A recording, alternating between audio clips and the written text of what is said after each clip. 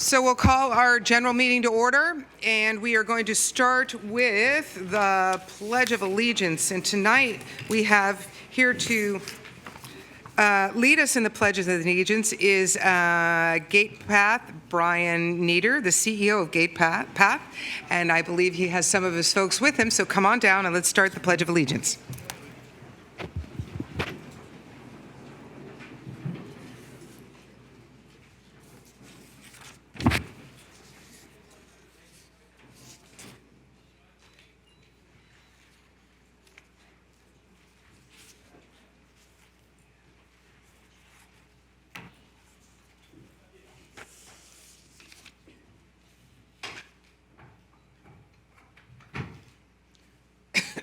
So do you want to join us in saying the Pledge of Allegiance, please? I pledge allegiance to the flag of the United States of America and to the republic for which it stands, one nation, under God, indivisible, with liberty and justice for all. Thank you so much, Mr. Nieder. Or is Do you want to come up? Casey, do you want to come over here? Joining me are Rosini and Casey, two wonderful members of our programs. So today, what I want to give you a quick overview of Gatepath. We are a 99-year-old organization. Why'd you wait? Yes. 99-year-old organization turning 100 next year. A little bit about us. We've been serving San Mateo and the local community since 1920. We are the largest provider of services to those with intellectual and developmental disabilities in San Mateo County. We have over 300 staff members. We reach over 15,000 families in our community every single year, and about 1,500 every day. So a little bit about our services. We start with early screenings and assessments for children. We run 3 inclusive preschools. We have 40 therapists providing PT, OT, and speech. We have a college path program with our local junior colleges. We have 13 locations on the peninsula. And then we have independent living and employment services we provide the folks that we serve. Our mission is to help create a world where people of all abilities are fully accepted, respected, and included. That's been our mission from the beginning, and we haven't wavered in that since 1920. A history of our community connections. We were founded in 1920, like I mentioned. We hosted one of the elaborate haunted houses in San Mateo many years ago. Some of you may remember that. Hundreds of children receive our therapeutic and family support services here in San Mateo every single year. Community access groups have been recognized multiple times by the City of San Mateo for their volunteerism, helping at places such as Samaritan House. And we have over 100 local employment and community partners helping promote inclusion and support our work. Here are some of the local partners that you may recognize. Those are the logos. That's right, Casey. You can see some of the employers there.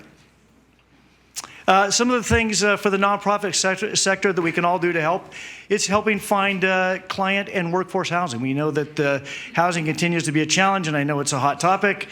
We're part of that as well, and I think where there's housing for the folks we serve is certainly a priority, as well as housing for our staff. Employment opportunities for the folks that we serve, volunteerism, access to facilities, support for state and federal funding, voter accessibility, and improved transportation options. These are all things that help bring inclusion to the community that we serve.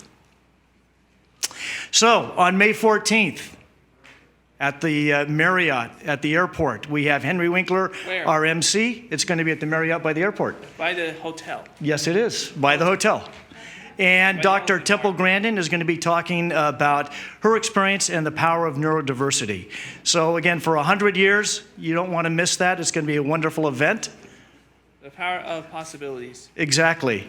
We could do sort of an act together. We're pretty good. Awesome. Pretty good here, Casey. Thank you. So again, Abilities United and Gatepath, we had a merger. We just closed on September 30th. Again, extending our size of our organization, staff, and the community that we reach. Thank you, Mayor Pappen, and thank you, City Council members, for your time and for hearing our story. We appreciate that. Well, thank you and for thank being you, here. Rosini, and thank you, Casey, for being up here and carrying the flags. Don't go away. Yes, of course. Thanks. Thank you. Yes. Excellent. Thank you so much for your presentation. We do have a few commendations that we'd like Oh, to great. read to you. One is for Gatepath and the other is for your auxiliary, which I'm Excellent. assuming is here as well. Yes. Okay. So I'm just going to read a couple of the whereases. Thank you. And I thank you for the presentation. It was fantastic. Whereas Gatepath has developed a large portfolio of services that supports individuals with special needs and developmental disabilities of all ages. Gatepath's lifespan of services include developmental screenings for children, early intervention and pediatric therapy, inclusive preschools, social and recreational opportunities for youth, employment training and placement, as well as community integration and independent living skills for adults. Whereas Gatepath is very proud to celebrate 100 years of creating a world where people of all abilities are accepted, respected, and included in all aspects of society, from the classroom to the workplace, and is committed to ensuring inclusive opportunities are available to the population it has served for decades. On behalf of myself, Diane Papin, and the entire City Council, we honor Gatepath for its work to empower people with special needs and developmental disabilities to achieve their full potential through innovative, inclusive programs and community partnerships. So congratulations to Thank you. Gatepath, and I got another one that All I'd right. like to get through Graduate. with respect to your auxiliary as well. Thank you. Whereas Gatepath Auxiliary, a nonprofit organization established in 1950, dedicated to supporting children and adults in the community with special needs through the program at Gatepath, is celebrating its 70th anniversary in January 2020. And whereas over the years, the auxiliary and its members have donated more than $4 million to Gatepath through special funding raising events, that has allowed Gatepath to expand and diversify its programs and serve more individual and families each year. Whereas the auxiliary, with 170 dedicated members, provides about 6,000 hours annually in volunteer services to support Gatepath programs. On behalf of myself and the City Council, we honor Gatepath Auxiliary for demonstrating its long-standing commitment to impacting the lives of the children, the youth, and the adults with developmental disabilities in our community. So congratulations to both of you. I'm going to Thank you. bring these down. All right. And I will take a quick picture. All right, thank you. Thank you, Mayor.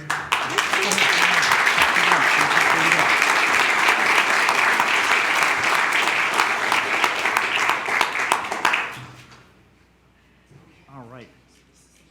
Casey, why don't you hold that one? All right, Okay. and we'll give this one to Rosine. All right, Rosine. you have that? Congratulations to all of you. Thank you. Graduate. Thank you. Graduate. Good job, Casey.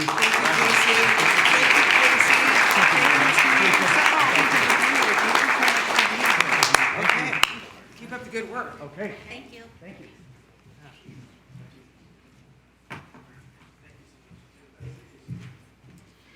Okay. Got a couple more ceremonial items, so let us move on to Nurse Practitioners Week. Do you want me to call roll before you do that? And just for the record, we'll stipulate that there are 4 council members here. We'll stipulate what? That there are 4 council members here. 4 council members? 4 present. Would you like to take roll? Okay, you're good. Okay. So I'd like to call forward Jeff Vandebrand, who is president of the California Association of Nurse Practitioners, our local chapter. Are you here? Yes, you are. Welcome. So lovely to see you. Well, thank you for having us. As you know, my name is Jeff Vandenbrand. I'm the president of the San Francisco Bay Area chapter of the California Association of Nurse Practitioners. And on behalf of our members, I'd like to, I'm honored to accept this proclamation from the city of San Mateo. Nurse practitioners work in a variety of settings such as primary care, hospitals, specialty care clinics, schools, basically wherever you find healthcare and wherever you access healthcare, you'll find nurse practitioners. November 10th through 16th is the National Nurse Practitioner Week. It's a time for us to celebrate the achievements of nurse practitioners and the contributions we make to the health and well-being of our neighbors. It's also there to remind lawmakers of the importance of removing outdated barriers to practice so that nurse practitioners will be allowed to practice to the full extent of their experience and education. California Association for Nurse Practitioners is a unifying voice and networking forum for nurse practitioners, providing expert guidance and advancing the profession statewide. We are committed to supporting our colleagues, bridging the gaps in healthcare, and meeting the needs of patients. I'd like to thank Mayor Papin, Deputy Mayor Frechette, and the honorable council members for recognizing our chosen profession. Thank you. Thank you for being here. And we would like to commend you as well. Whereas nurse practitioners serve as trusted frontline health care providers for patients in our state. And we're so grateful for the work that you do. Whereas there are more than 270,000 licensed nurse practitioners in the United States, providing primary, acute, and specialty care to patients of all ages and walks of life. Whereas leading governmental and policy entities, including the National Academy of Medicine, National Council of State Boards of Nursing, National Governors Association, and Federal Trade Commission, have taken notice of the benefits of nurse practitioners' full practice authority and have endorsed such a regulatory model. Now, therefore, I, Diane Pepin, and the City Council hereby declare November 10 through November 16, 2019 as Nurse Practitioners Week, National Nurse Practitioners Week, in recognition of the countless contributions nurse practitioners have made over the past half a century and will continue to make to the health and well-being of the citizens of our state. We're so grateful for all that you do. So let me come down and give you this one. Thank you. Thank you so much.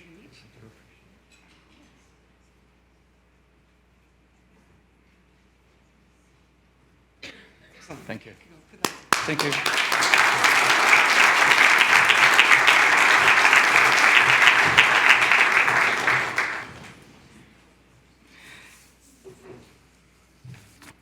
So now we have a proclamation to honor somebody that's given a lot of their time to our city and done so in a very capable fashion. So is Kent Grealish here? Here he is. Come on down, Kent. So while Kent makes his way down to the microphone, let me tell you a little bit about what this gentleman has done for purposes of our city and its efforts that have taken place largely in a very quiet setting, but a tremendously important setting. Whereas Kent Grealish was appointed to the City of San Mateo's Investment Advisory Committee in the year 2000, just yesterday. Whereas Kent, being a member of the committee for 19 years, is the second longest tenured committee member in the history of the city of San Mateo, upholding the committee with his consistency of service through the ebbs and tides of committee leadership. And whereas Kent graciously and generously provided prudent expertise and financial guidance that served as a critical resource to the city and committee through a number of economic crises. And therefore, the City Council hereby recognizes Kent Grealish for 19 years of dedicated service in the Investment Advisory Committee to the City of San Mateo. I've had the honor of serving on that committee with Kent, and I will tell you that his advice is very sagacious. We can look that word up later.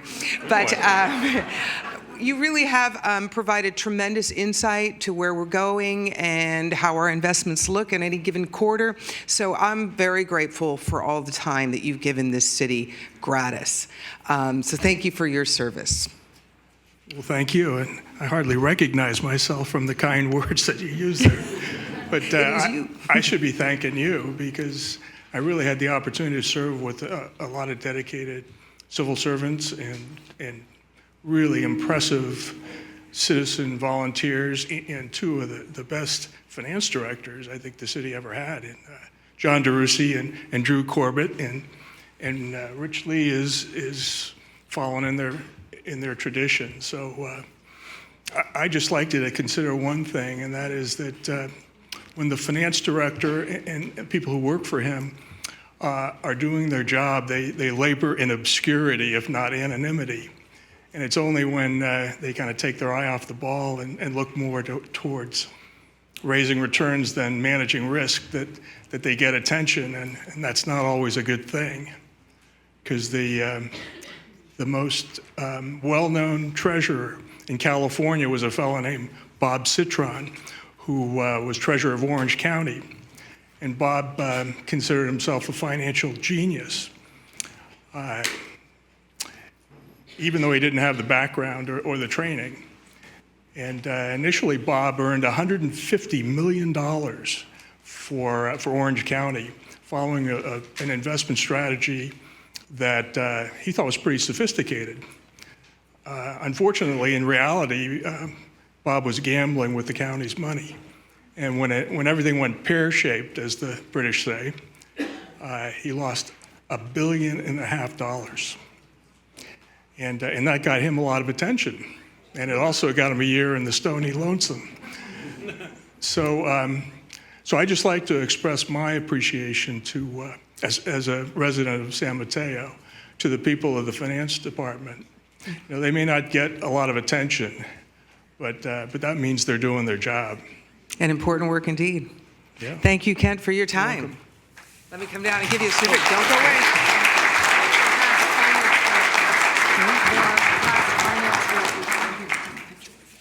Oh, great. I have it here. So we have past finance directors that are here, and they'd like to be able to take a picture with you too, Kent. So come on down.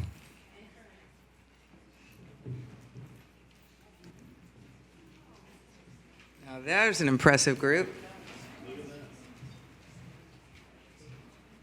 Well, I'm going to be a part of it because you've got to have at least one chick in there.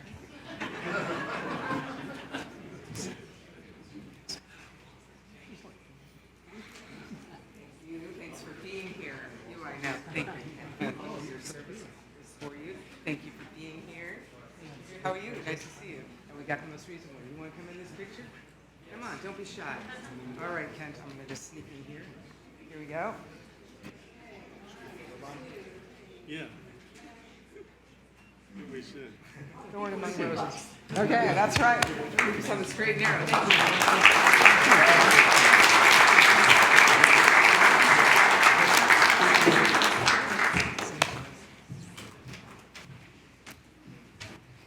But wait, there's more. So let's see. We've got, where's Donna Divodi? There she is. Come on down, Donna. You've got Denise Garcia with you. And I think did I miss something? Oh, how could I forget Healy? But usually we go so fast, I just thought, Donna, I'll get to you in a second. Hold on. So is Chief Healy here by chance?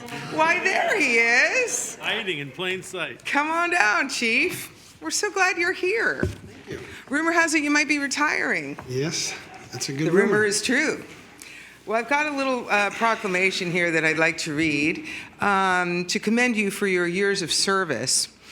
And it just resolved by the City of the San Mateo, by the Council of the City of San Mateo, California, the Fire Chief, John Healy, is known for his efficiency and brevity and likes to keep things short and to the point. So on that point, here's your proclamation. Perfect. You ain't getting out that was by the clerk's office. They thought you deserved one that That brief. was a good one, and that's true.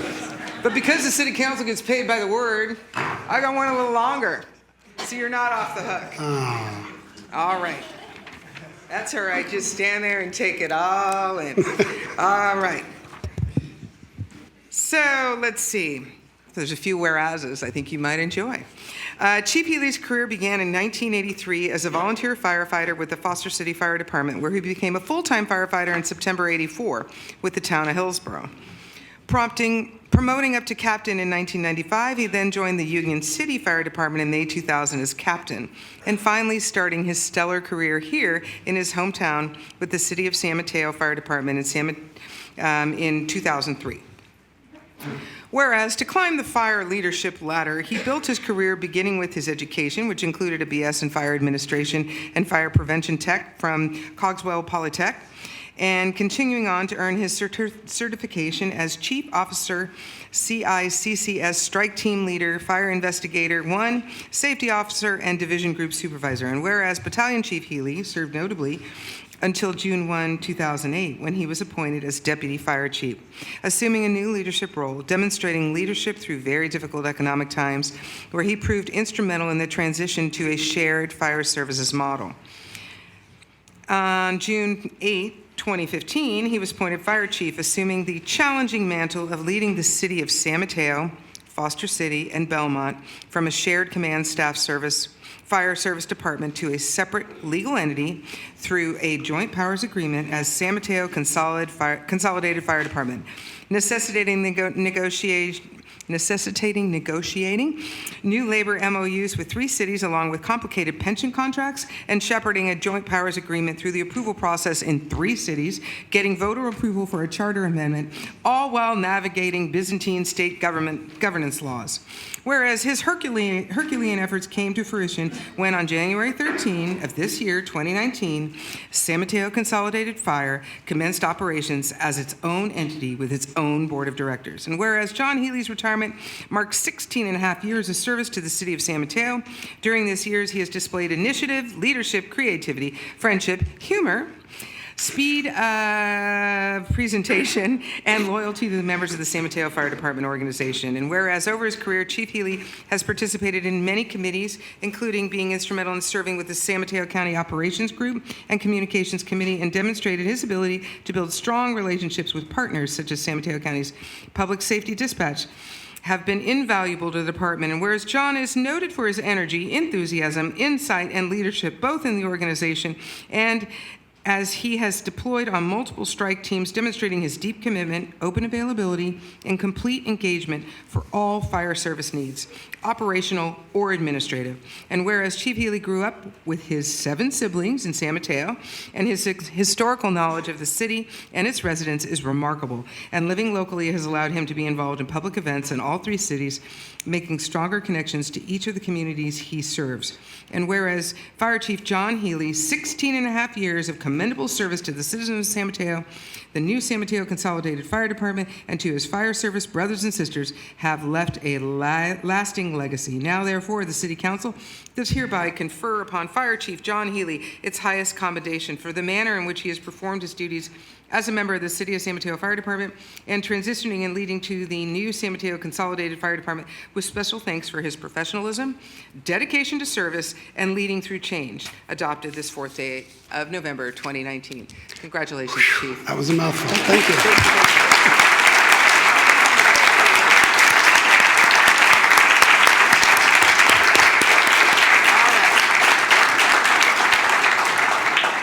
You may have the mic. Okay. I have a real long speech. Serious? No.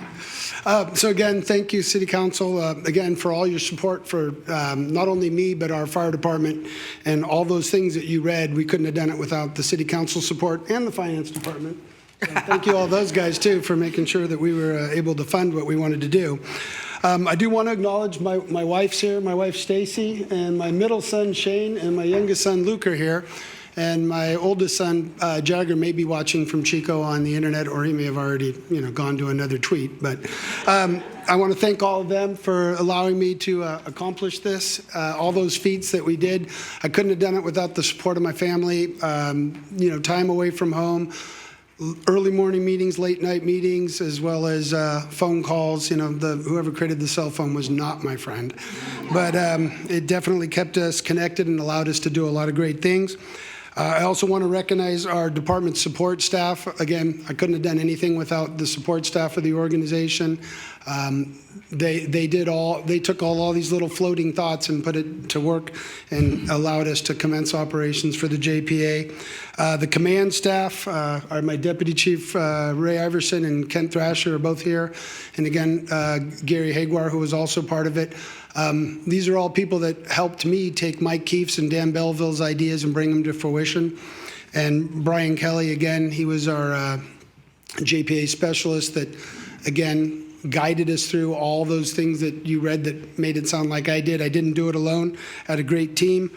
Our community risk reduction members, some of them that are here, again, the reason our city is safe and you drive around and see a lot of burned out structures is those guys do a great job of enforcing the code and keeping the city safe, which is really what our goal is here to do.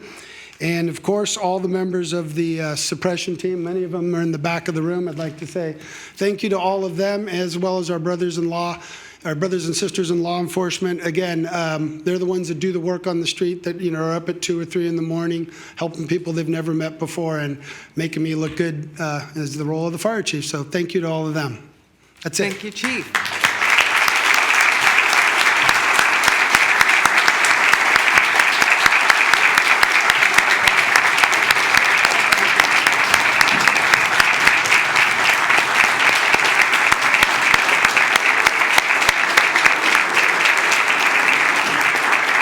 Thank you. Come on down. Let's come on down.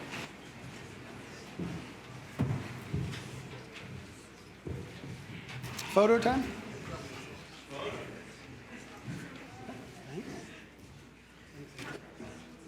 Thank you so much for all you've done. You're awesome.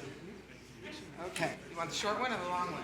Short one. There you go, and then we'll have your family come up. Okay.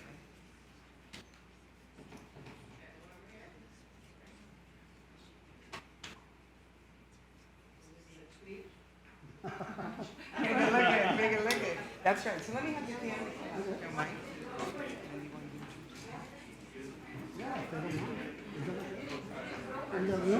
Yeah, we're gonna get you. It's my minute. How are you? Well, no, we're supposed to be friends. So. They're all here. Looks like you're here ready. I'm gonna swing you guys.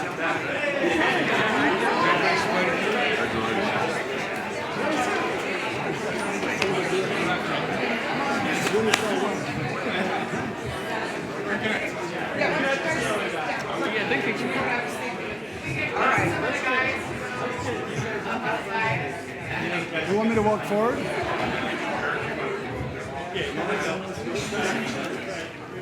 Take 4 steps back.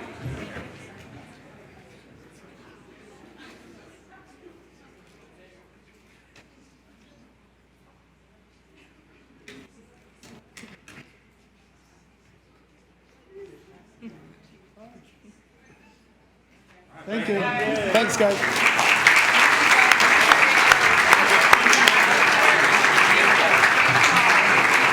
Okay, I got it straight. I like this. This is perfect.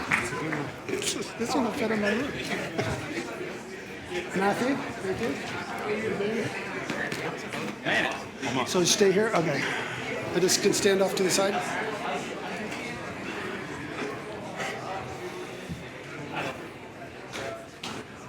But there's more. I just found out. Let's start with Senator Hill's office. Do we have a representative from Senator Hill's office? Rumor has it. Or do you guys want to come up together? Hill and Mullen, why don't you? Yes. Come on, Kevin. All right, let's Thank do you. it. Our legislators, good for a twofer. Twofer. Same price? Thank you, Mayor Pappen and honorable members. My name's Elmer Martinez. It's great to be back tonight on behalf of Senator Hill to thank Chief John Healy for his 36-year career in service to the residents of San Mateo and the county at large. Having grown up in San Mateo and previously served as a firefighter of many of the cities on the peninsula, Chief Healy brought his historical knowledge of the local community and a keen sense of energy and enthusiasm to the task. His understanding of these communities assisted Chief Healy as he played an instrumental role in the San Mateo County Fire Operations Group, its Communications and Technology Committee, and most notably, the San Mateo Consolidated Fire Department. And with such a wide-reaching impact, we will certainly miss Chief Healy, but wish him the best of luck moving forward. Thank you. Thank you, thank you, thank you.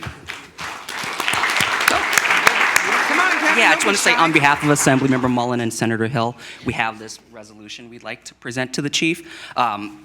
If you'll bear with me, I won't read the whole thing, but if you'll bear with me, I think the last couple of paragraphs kind of sum it up pretty well.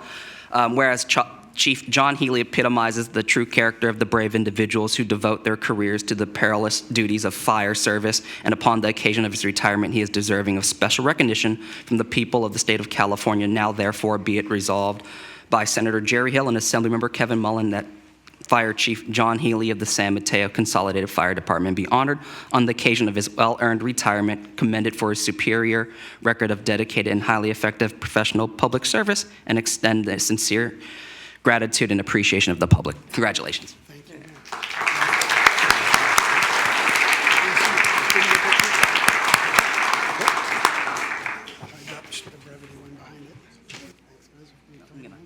There you go.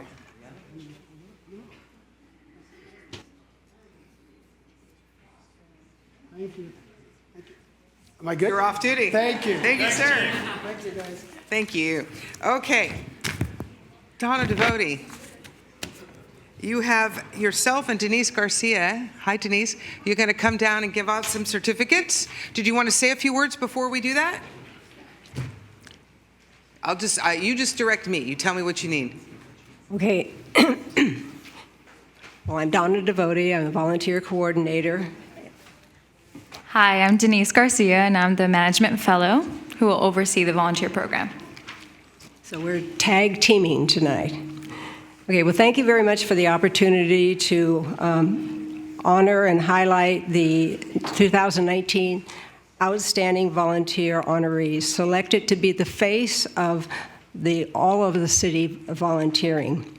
This ceremony is in addition to individual department thank you and recognition events that take place during the year. We have many more wonderful volunteers contributing to San Mateo every day. Active volunteers are assisting in city departments, board and commissions, community group volunteers, and more recently, neighborhood volunteers team up to clean up, adopt a drain, do-it-yourself teen volunteering. And in addition to that, city staff also enjoy volunteering during their off time.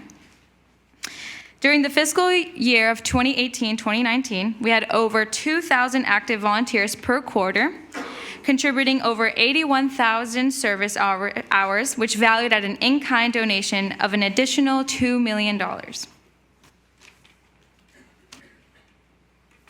Mayor Pappen, will you join us down here to hand out the certificates?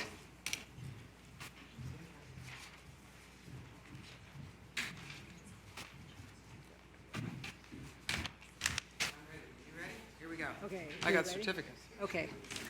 Well, let me introduce you to a few people here. Okay, I'd like to call up Dildar Gil Pasani.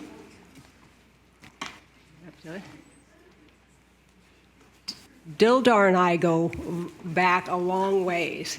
Okay, from the Library Foundation, we were out raising money for the foundation and to build the new library. And she just continues on doing wonderful things for the library and for the city. So she's a dedicated project volunteer tutor. She has a devoted group of adult students who take advanced English as second language class, and that's held at the King Center. Known for her positive attitude and commitment to the students, Dildar is always ready to help and offer a helping hand. She is basically the backbone of the adult literacy program. Congratulations. Thank you. For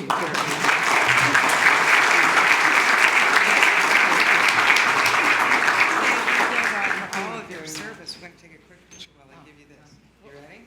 On three.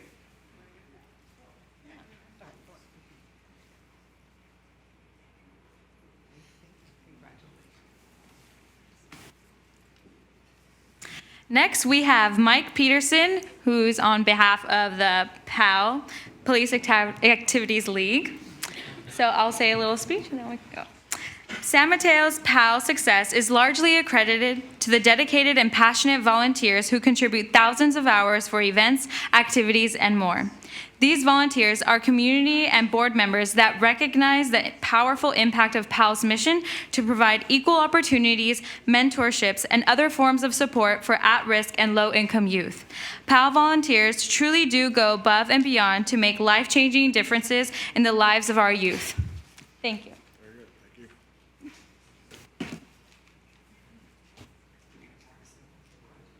Thank you, pal. Okay.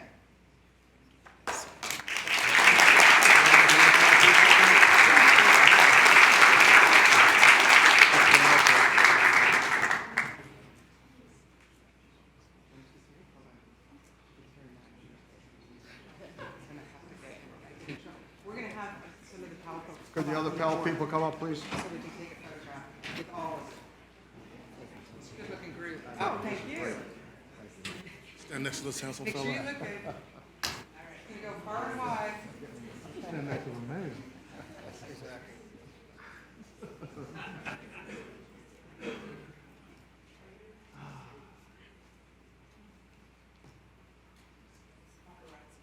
Thank you so much. Guys, thank you. How are you? Nice to see you. Okay.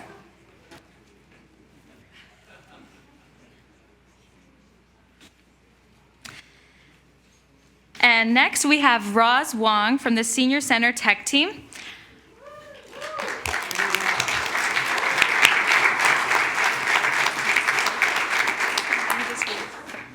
After retiring from a long career as an analytical research chemist, Roz wanted to give back to her community.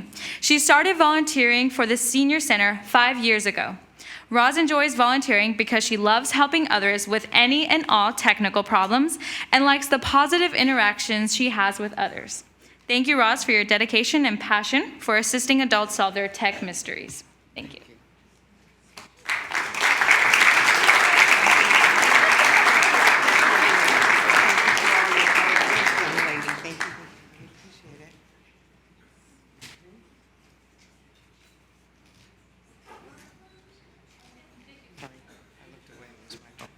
Okay. Thank you.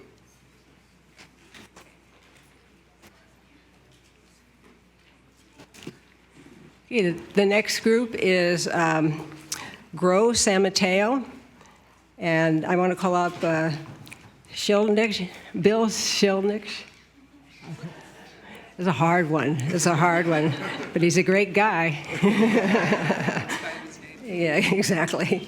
Okay, so first, just to tell you is that Bill came up with an idea, and he contacted the Parks and the Parks group, and I was called in, and together a wonderful program has begun and is continuing on. Let me just tell you a little bit about it. In coordinating with the staff, the city staff, they were able to redesign and create a new community project in the 3 flower beds that are at Beresford Park, and they're near 28th Avenue and Fernwood. By installing drought-resistant native perennial plants, a drip irrigation, and using organic plant approach for care, the flower beds are now a model for sustainability landscaping in San Mateo community. The volunteer team, maybe have the volunteer team stand up. One comes with a phone. Okay, this team continues to enjoy many positive interactions with their neighbors while maintaining the Beresford project. Thank you to all of you for your outstanding job. And if I know Bill, this is going to grow into many other things. So stay tuned to this. Thank you.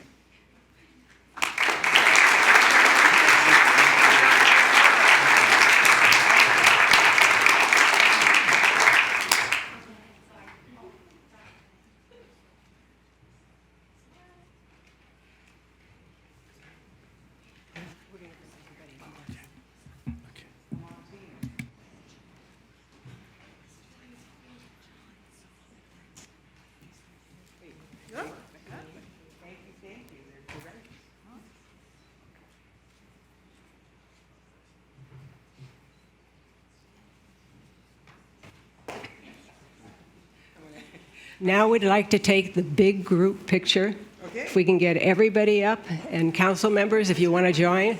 Right now, we just want to get one with James real fast. I'm right here. 1 second, Donna. Just get James in there. James.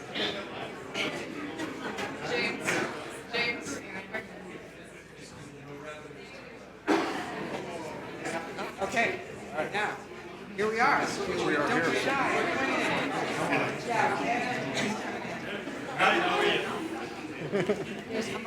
be shy. Behind? Yep. Hey, stand behind me.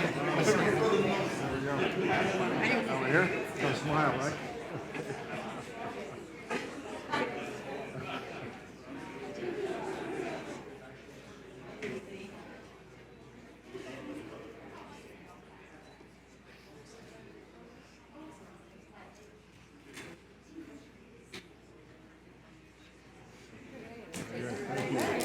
Well organized.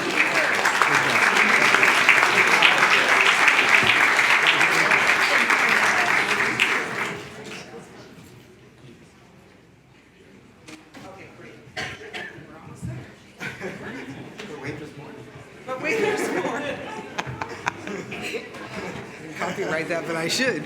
All right. We got one more. Donna, come on down. Where's the okay, Donna? Well, this is a sad moment.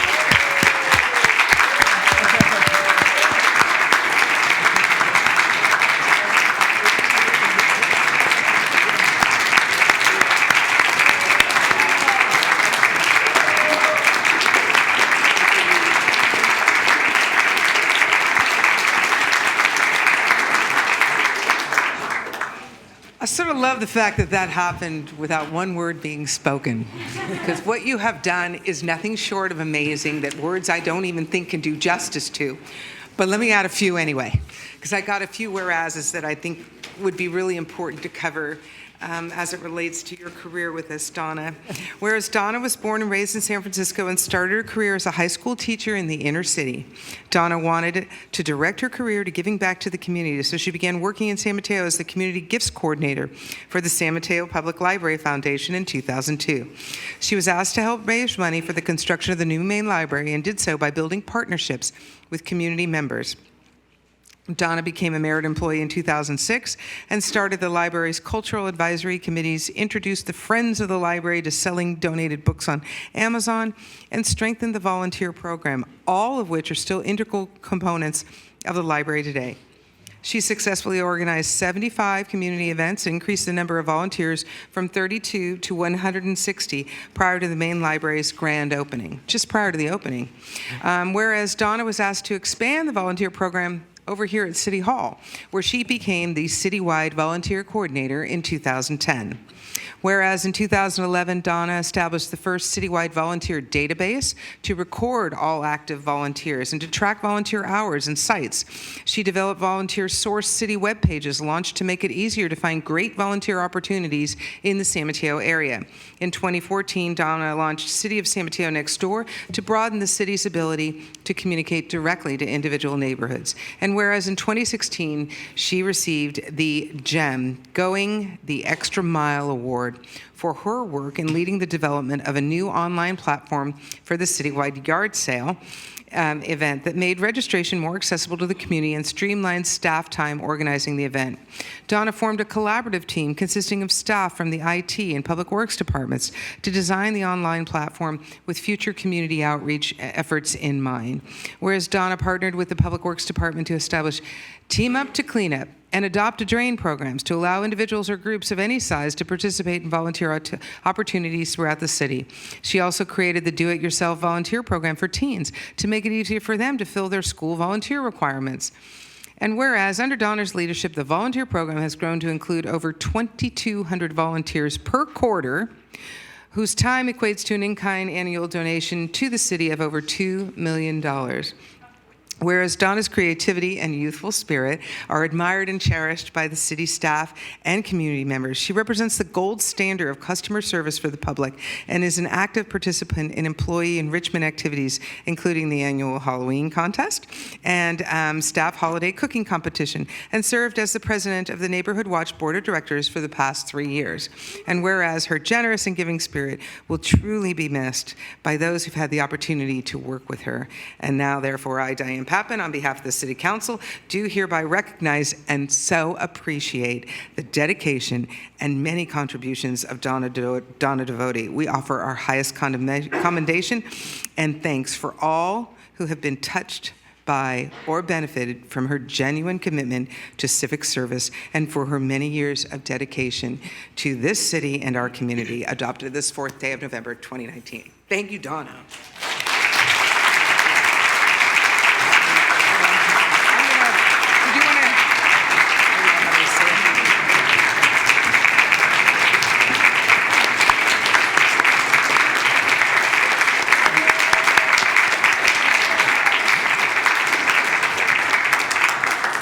Before I come down, let's have you say a few words. Whereas my 13 years of service at the City of San Mateo were the best years in my career. Now, therefore, I want to thank a great city staff that supported all the everything that we did with volunteers and the whole citywide program. They were right there to support us. And I want to thank the thousands of outstanding community volunteers who are sharing their time and their talents and in so many ways and making San Mateo a great place to live. And I have one more. And I am also thankful that we have Denise Garcia aboard to continue growing volunteerism. Excellent. Thank you, Donna. Thank you. Okay.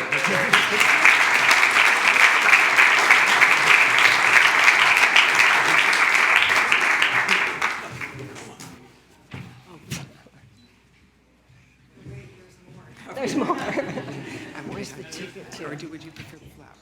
Can you do them both? I think you can. You're so capable.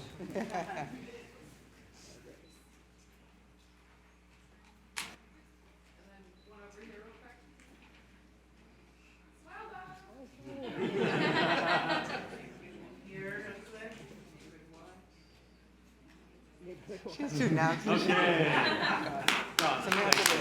Donna. You've been wonderful.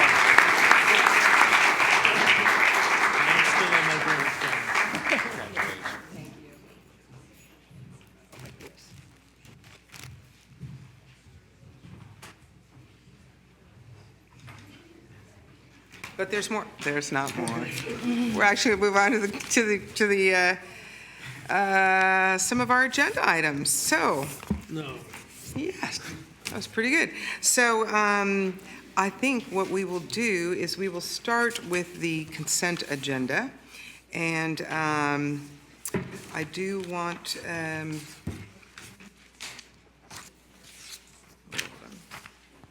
please know that we can't, just go, let's start with the consent agenda. Just go. There you go. So all matters listed under the consent calendar are considered by the council to be routine and will be enacted by one motion without discussion. If discussion is desired, that item may be removed and considered separately. Item number 6, classification updates, Community Development Department and Department of Public Works. Item number 7, Rotary Florida Senior Housing, consent to changes in ownership partnership. Item number 8, Mapping Software Enterprise License Agreement. Item number 9, Basins 2 and 3 Collection System Improvements / Lift Stations Package Contract. Item number 10, Basins 2 and 3 Collection System Improvements and Amendment. Item number 11, Street Rehabilitation Package 1C and Agreement. Item number 12, Declaration of Climate Emergency in the City of San Mateo. Okay, anyone want to pull anything from the agenda? I mean, from the consent calendar? I'm not hearing anything. How about any members of the public? I have no speaker slips. Do we have a motion? Make a motion to approve the consent calendar. Second. Second, all those in favor? Aye. That passes unanimously. So let us go on to public comment. It says read the blurb below, but I don't have the blurb, but I know the blurb, which is, public comment is a time to comment on an item that is not on the agenda. Please be advised that we will not be able to comment in response to any of those, but if there is something that is raised by public comment, we may in fact refer it to staff who might be able to help. Do we have any speaker slips for public comment? I have no speaker slips. Okay, that's the end of public comment. So now we will move on to item number 13. 13. Well, this says consent items 7 through 13. Public hearing begins on 14. Am I missing something? Okay. Well, then we'll call it 13. You, Ms. Ryder, come on down. Interim building official who's going to tell us about our reach codes. Do you want to sit over here, or What would you prefer? are you giving us a staff report? I am. Okay, you want to have a seat, maybe? Do you have slides? I do not. Okay, well, you can sit there or here, it doesn't make any difference. I thought if you had slides, you might want to, whatever you're comfortable with. So this is the 2019 Building Code Triennial Update. We do this every 3 years, and here we are again with the recent building codes, which go into effect January 1st of 2020. You have the agenda report in front of you. So to be brief this evening, since we have a long night, the municipal code was gone through for the section which has to do with the building department, and we made sure to clean it up. There were some redundant provisions in there. There were some code references that were outdated, and we had to make sure to take the fire code and put it separately since we now have the San Mateo Consolidated Fire Department. So all of that has been done with the new municipal code. We are also adopting Appendix G of the building code. Appendix G is for the National Flood Insurance Program. We need to make sure to be compliant with FEMA. There is one small section of San Mateo that is currently in the flood zone. We hope to be out of the flood zone within 2 years by beefing up our levee system, but we're not quite there yet. So there we have Appendix G, which is going to help us out there. There was a small provision in the municipal code which eliminated the appeal process for building code decisions. That was deemed unsubstantiated, so the city attorney's office made sure that we were in line with the building code, and we made sure to put the appeal process back in so people can appeal the building official's decision. The city attorney also wanted to make sure that you knew about the fact that the San Mateo Consolidated Fire Department was going to publish some fire hazard maps, and those have not been published yet. So when they are published, then we will have more information on those, and that might affect some portions of the town, which would put them into the wildland urban interface area. Again, that hasn't happened yet. There are 2 appendixes which are not being proposed to be adopted at this time. However, if council's interested in them, we can put them on a study session for a separate date. Those appendixes are for emergency housing, which only come into effect when the council declares a shelter crisis. Those would be for things like tents and cabins, which we currently do not regulate, and nor do we have any at this time. And then Appendix Q, which is for tiny homes. I'm sure you've seen television programs with tiny homes. Those are currently not allowed in the building code. However, there is a provision that would allow them, which is called Appendix Q. And again, if we wanted to look at those at a later date, we just need to make sure and rope in the zoning department to see if there would be any zoning impacts. So that's the 2019 Building Code Triennial update. Do you have any questions? Questions from council? No. So we'll open up to public comment. Any questions? No speaker slips. No speaker slips. We'll bring it back to the council. Any comments, Yeah, I'd or like you to want to make just- a motion? Thank you, Mayor. I'd first like to make the comment that I do wish that we revisit O and Q in the future. I know that that looks kind of baked in, but I think some council members should mention that. I think it's important to look at these things that are really modern things that we need to look at doing as a result of our housing Yes. shortage, our housing crisis.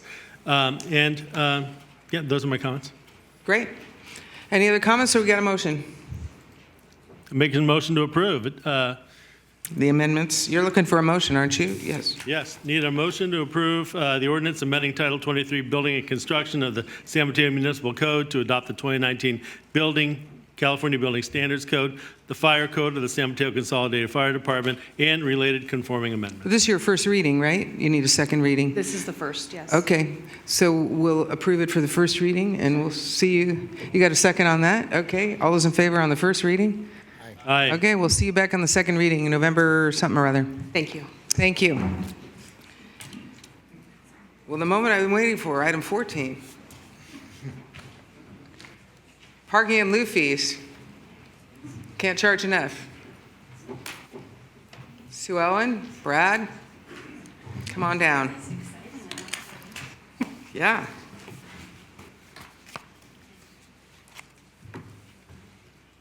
So these are about fees people pay instead of providing parking. We're ready. All right. Good evening, Mayor Pappen and City Council members. Sue Ellen Atkinson, Principal Transportation Planner for the Public Works Department. And here tonight for parking in lieu fee and fee structure recommendations. So a quick overview of what we'll be discussing tonight. We'll talk about the current parking in lieu fee and a brief history, our analysis and findings as it relates to potential new fee and fee structures, and fee structure recommendations, and then next steps. So the current parking in lieu fee started pre-2015 at $9,000. In July of 2015, City Council adopted a 3-year trajectory for raising the fee from $9,000 up to $25,000 as of July 2017. Thereafter, it was raised by cost of inflation. City staff last came to City Council in July of this year with a recommendation to do an annual inflation by the construction cost index rather than cost of inflation. At that time, Council adopted the increased fee of $26,311 per space, but directed staff to return with options for increasing the parking in lieu fee further. And this parking in lieu fee is a fee that development pays within our central parking improvement district. So it's only paid within the downtown. And this is paid per space in lieu of providing the required parking per our zoning code. So in order to come up with recommendations for a new fee and possibly fee structure, we needed to study both of those concepts. What's a reasonable fee and what are options for fee structure? So in looking at that, we had to first figure out what the cost of construction is for parking spaces. So we looked at 2 items there, industry estimates and local municipal parking garage projects to determine actual construction cost. We looked at local parking in lieu fees and looked at average fees for similar jurisdictions within the local area. And then we looked at fee structures. So typically a flat fee like we have currently where it's a set fee per space or other options. We wanted to see what was out there and what might fit for us. Sue Ellen, I just want to interrupt you 1 second because we have a lot of students in the audience. I just want to make sure they get this.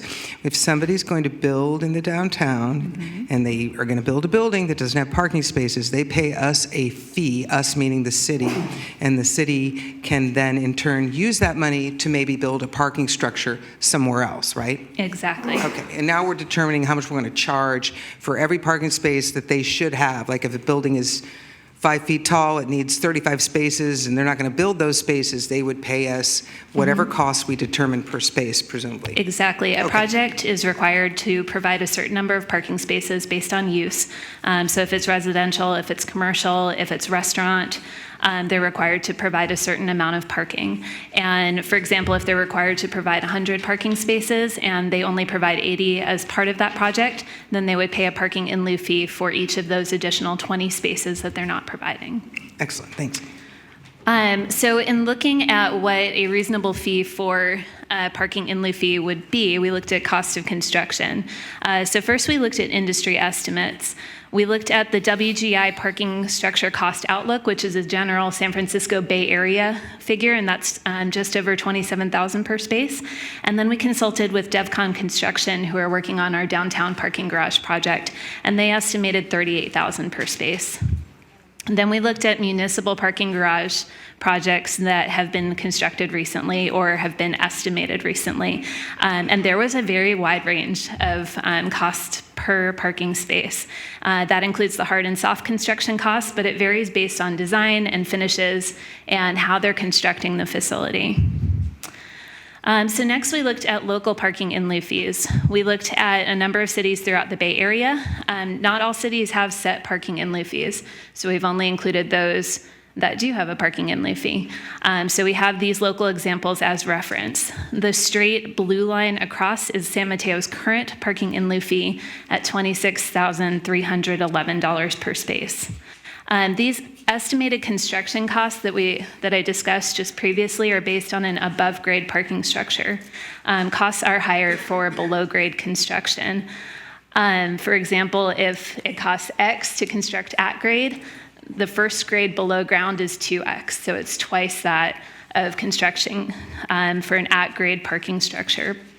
So in looking at what parking project may be next for the city, we have to look at the Central Park Master Plan that was recently adopted and the plans to redesign and reconstruct the tennis court garage.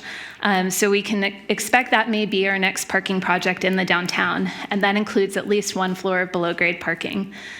So in looking at construction estimates for below-grade and at-grade parking, we found an estimate of about $42,000 to $57,000 for average construction cost for that parking structure per space. So what we've recommended for council consideration is a base parking in lieu fee at $45,000. And so we've adjusted the recommendation here, solid blue line straight across.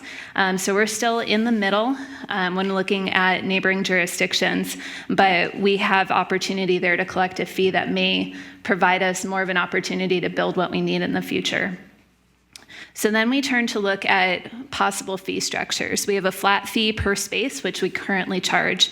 There are options for a use-based fee, so different fees based on what the use of the project is, like commercial or residential, or a different fee for new construction versus a change in use. Some other cities do a variable fee based on number of spaces. So for example, Walnut Creek, they have a base rate, and the first space that is paid for in lieu is 25% of that cost. The second space is 50% of that cost, et cetera. And then finally, some cities are doing a location-based fee. So that's based either on geographic location or it's zoning-based. So in looking at all of those options, what we recommended looking at in terms of what works best for San Mateo's needs in the downtown were three options: a flat fee per space, a variable fee based on project, or a variable fee based on zoning. For a flat fee per space, again, that's what we're currently doing. The developer pays the same rate for each parking space that is not provided as part of the project, but is required as part of our zoning code. Were council to consider this continuing a flat fee per space, we would recommend $45,000 per space. The second price fee structure is a variable fee based on project, where for the downtown, we felt that new development could pay a flat fee per space, and a change of use project, so retail converting to restaurant or office converting to restaurant, would be charged a lower fee. And that would motivate use of our existing buildings in the downtown. And it addresses concerns voiced by applicants for these projects and also by City Council when we were here in July. So under this cost structure, the recommendation from staff is that new development would be charged $45,000 per space. For a change of use, they would be charged a percentage of the fee, for example, 25% or a third of that $45,000 cost, and that's something that we would look to council for direction on, is what percentage of the fee a change of use project would be charged, or if council prefers, they could be exempt from the fee. And finally, a variable fee based on zoning was the third option that we considered. That fee would vary based on zoning designation within the downtown, so central business district or central business district support. However, this may affect patterns of development depending on how you structure the fee based on zoning. And given that our general plan update is in progress and zoning may change, development opportunities are still being discussed. We're having a lot of great conversations within the community about where we want to go over the next 20 years. This option is not recommended for consideration at this time. It may be something to revisit after the general plan is finalized. So in terms of next steps, tonight we are hoping that council will provide direction on the preferred fee structure and fee amount. And then staff will have to come back with a resolution to modify the parking in lieu fee as a public hearing item at a later date. So tonight for discussion, we would appreciate direction on the fee structure, fee rate, and an annual escalation for consideration. We, in the course of our research, and of course we all know, construction costs are increasing annually. So we would want to consider increasing the fee annually from whatever point is determined this year. And so staff recommends the annual cost escalation factor based on the construction cost index. So that concludes the staff presentation, and I'm available for any questions.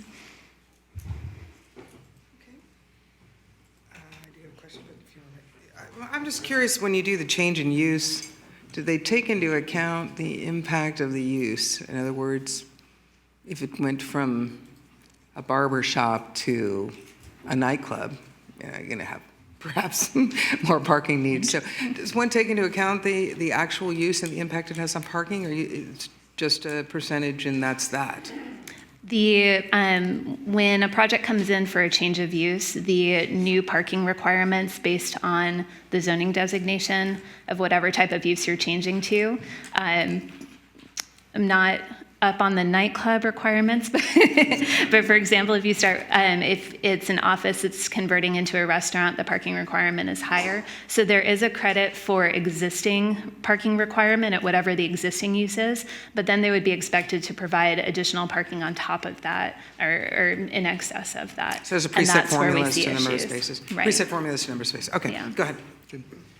When you were calculating your your costs, and you say they're construction costs, how do you recommend we think about the cost of the land under? Is that incorporated at all, or is that just assuming that we already have the land and we are just building a structure on it? The costs were assuming that we already have the land. And in the cases of the other municipal parking garages that we looked at for cost estimates and just roughly what construction cost is, real estate was not considered as part of that cost. Do you think we should possibly be considering it if we run out of the public land we have and we're trying to use it for other things? We might end up, if we run out with this, if we end up with a shortage, we would have to acquire the land, and that would be part of the cost equation, correct? It could be. I would have to look into if real estate costs could be a valid use of parking in lieu fee funds. But I think that if that's something that council desires to take into consideration when setting the fee, then that's up to you.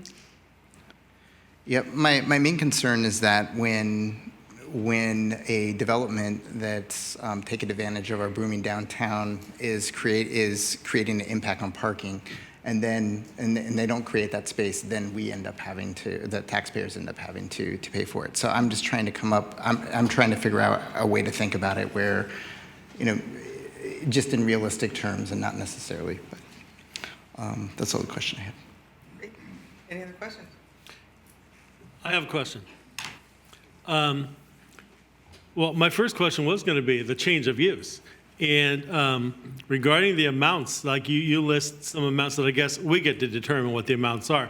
But there are clearly different uses that use different intensities of parking, right? Restaurants probably a certain level, banks another level, a shoe store a different level. So have you any idea how we would do that? Would it be by the expected intensity of parking for those different uses?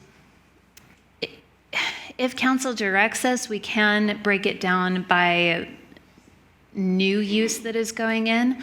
What we've seen is just generally where there's a change of use, there's a different fee that's charged.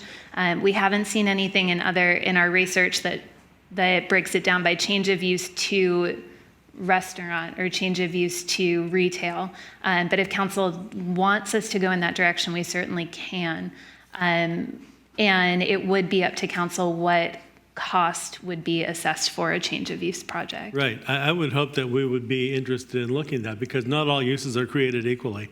And I think that there also is the factor that most of the current uses downtown have never paid any parking in lieu fee at all. And most of them are just taking advantage of street parking for free. So certainly we should look at that. I'm not saying that we should, but anyway, just floating that idea around out there for people to think about. Okay, those are my questions for right now. No? We'll open it up to public comment. I have no speaker slips. This whole room and nobody cares about parking and lieu fees? Jeez. It's very important stuff. Okay. I'm very interested in it, and congratulations. This is a wonderful report. I attended the meeting at the library on the new proposed building at 3rd and El Camino. Beautiful building.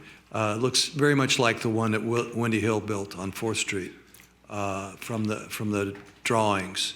I hope it goes forward. It will not have parking. It will pay these fees. There were a lot of people in the neighborhood, some of them coming on walkers, actually, that wanted to have parking there. I just don't want anything to damage John Lee's dream that we build beautiful buildings at the entrance of San Mateo. So I would maybe find out some way to not raise these fees above what the developer expected them at the time he put in his application 2 years ago. I think I don't know much about planning, but. I think the fees are set. I just wanted to get that. Yeah. I'm pretty sure they are. That's my only comment. Okay. I love it, but I don't want to kill that building. Thank you, Rich. Appreciate it. Okay, well then we'll close public comment and bring it back to council for further direction. I can start.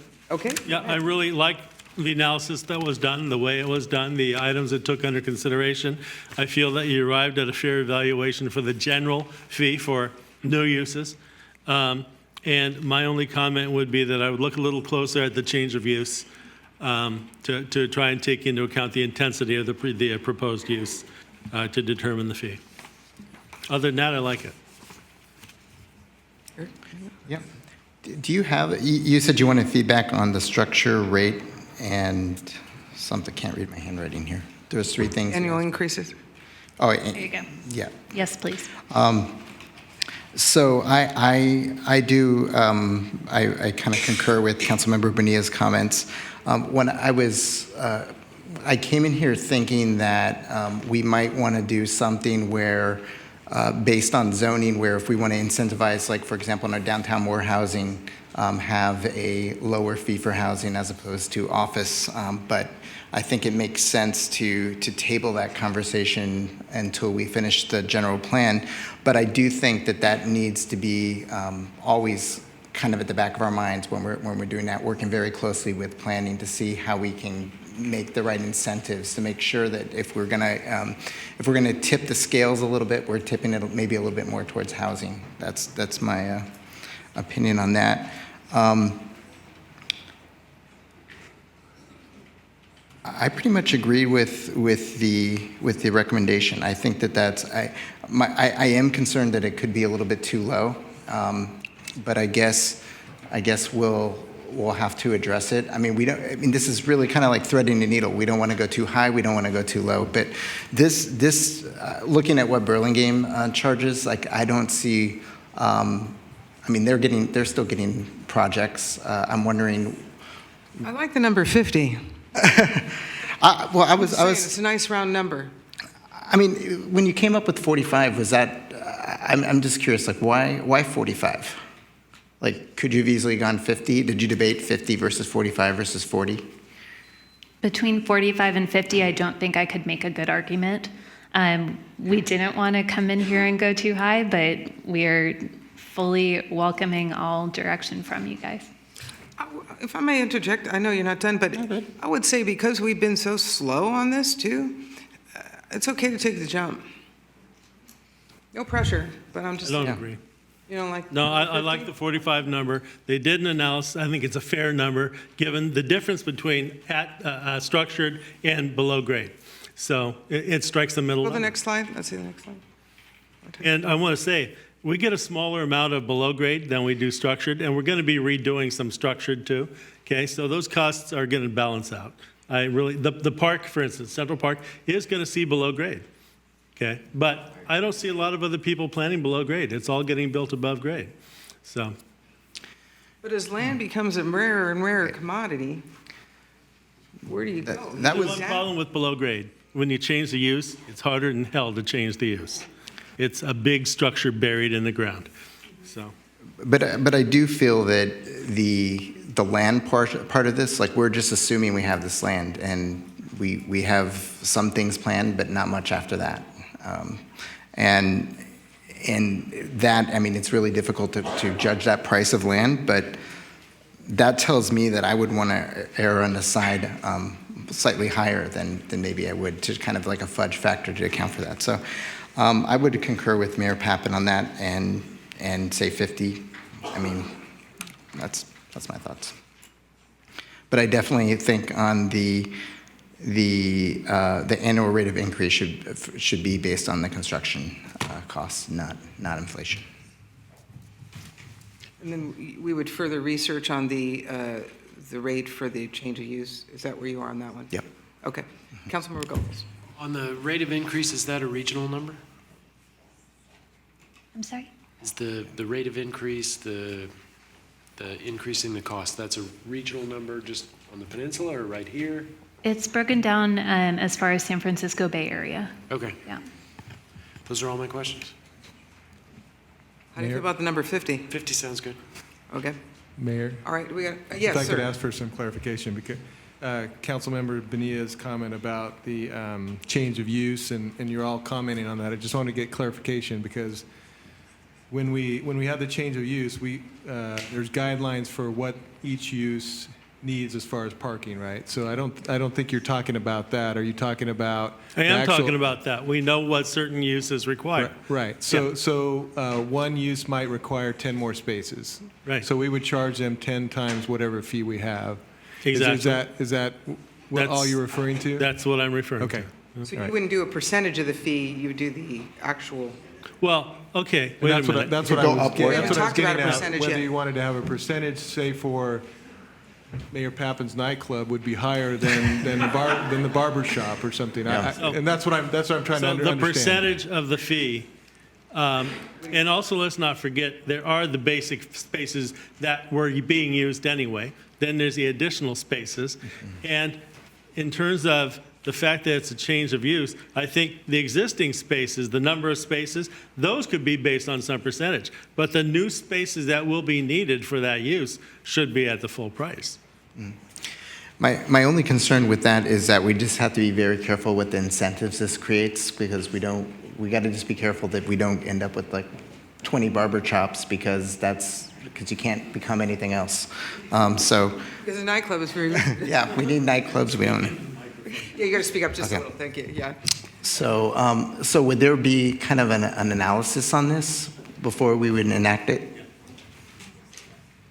We would need to.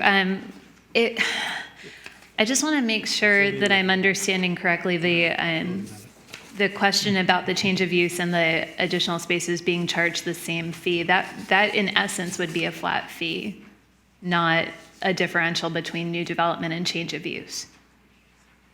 Say that one more time. Unless I misunderstood that. When you were talking about the differential between existing spaces and then what's required by whatever the new nightclub. The new uses.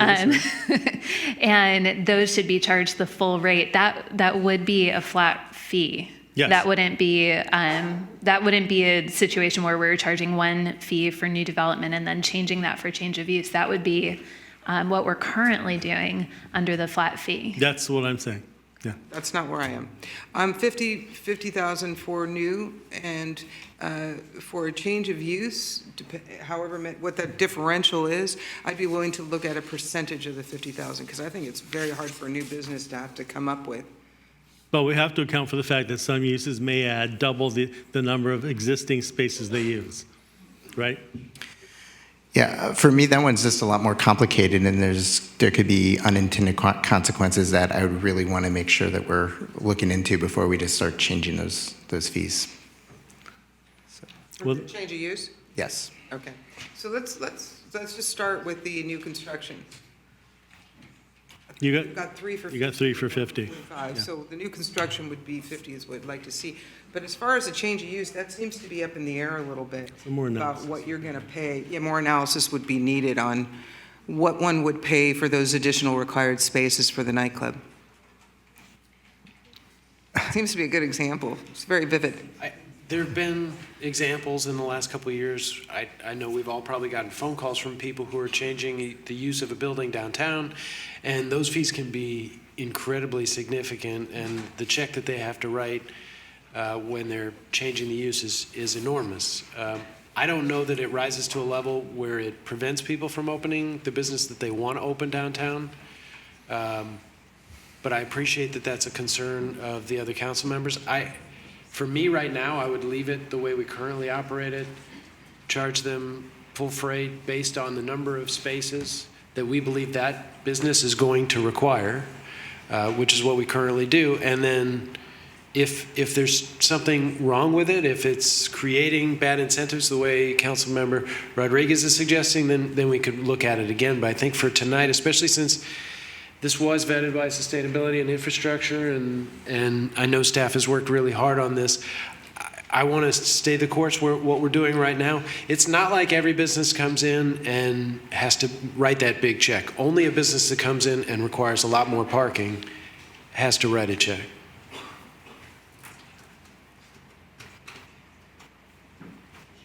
I am concerned about it being a deterrent. I am willing to see how it shakes out. Additionally, I think some businesses, prior uses possibly, have already paid in lieu fees. That's what he's suggesting. Yeah. So we need to look at, I think, additional spaces that may be required.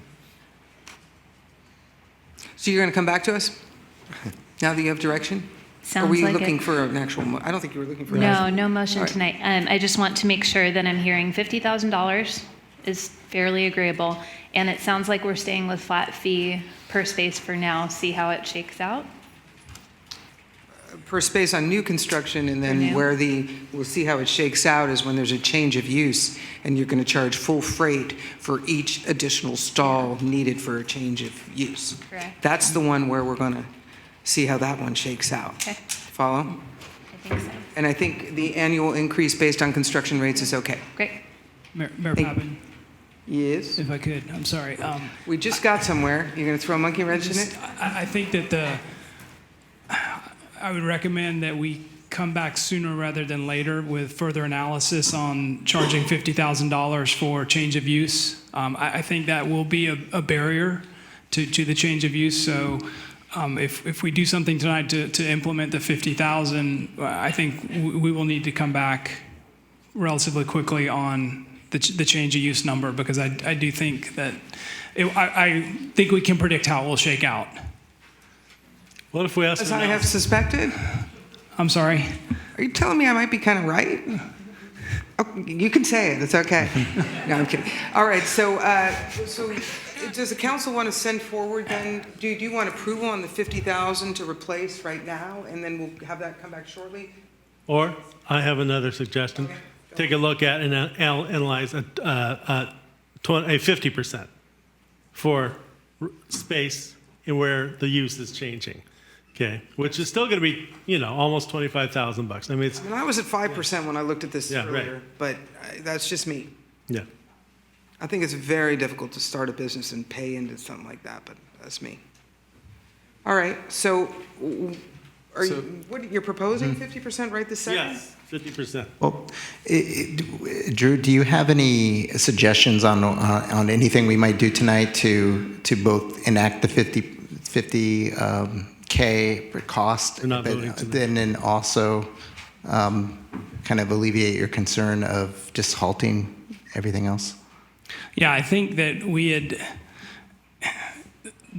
the change in use number is a difficult number to come up with what the right percentage is. I think we had initially thought that a third would be a good place to start with that, based on the 45,000. So it was going to be 15,000, and then see where things go from there in terms of how that impacts the change of use. So we could do something like that, and then go do additional work, or see how that shakes out over the next 12 to 18 months. And that would also increase at the cost of construction index? Yes, we would. Okay, and we could revisit, like you said, in 12 or 18 months. Certainly. If we're seeing negative impacts, we could bring it back anytime. Certainly. All right. So keep it at 50 and a third of that? That makes sense to me. Do that tonight? Okay. So we'll see you next time with those specific instructions. Yeah, we'll bring an ordinance back for you for first reading and then go from there. Everyone can live with a third? Yep. Third? Councilmember Goals? Okay, great. Thanks very much. Okay.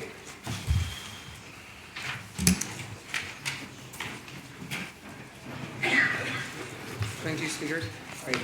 Do you want to start with the bathroom break, or just keep going? All right. So we're going to move on to the next item, the moment you've all been waiting for. Except for the students. They don't care. They don't want to be part of this. They don't care. Okay, so let's move on. I've got a couple things to say.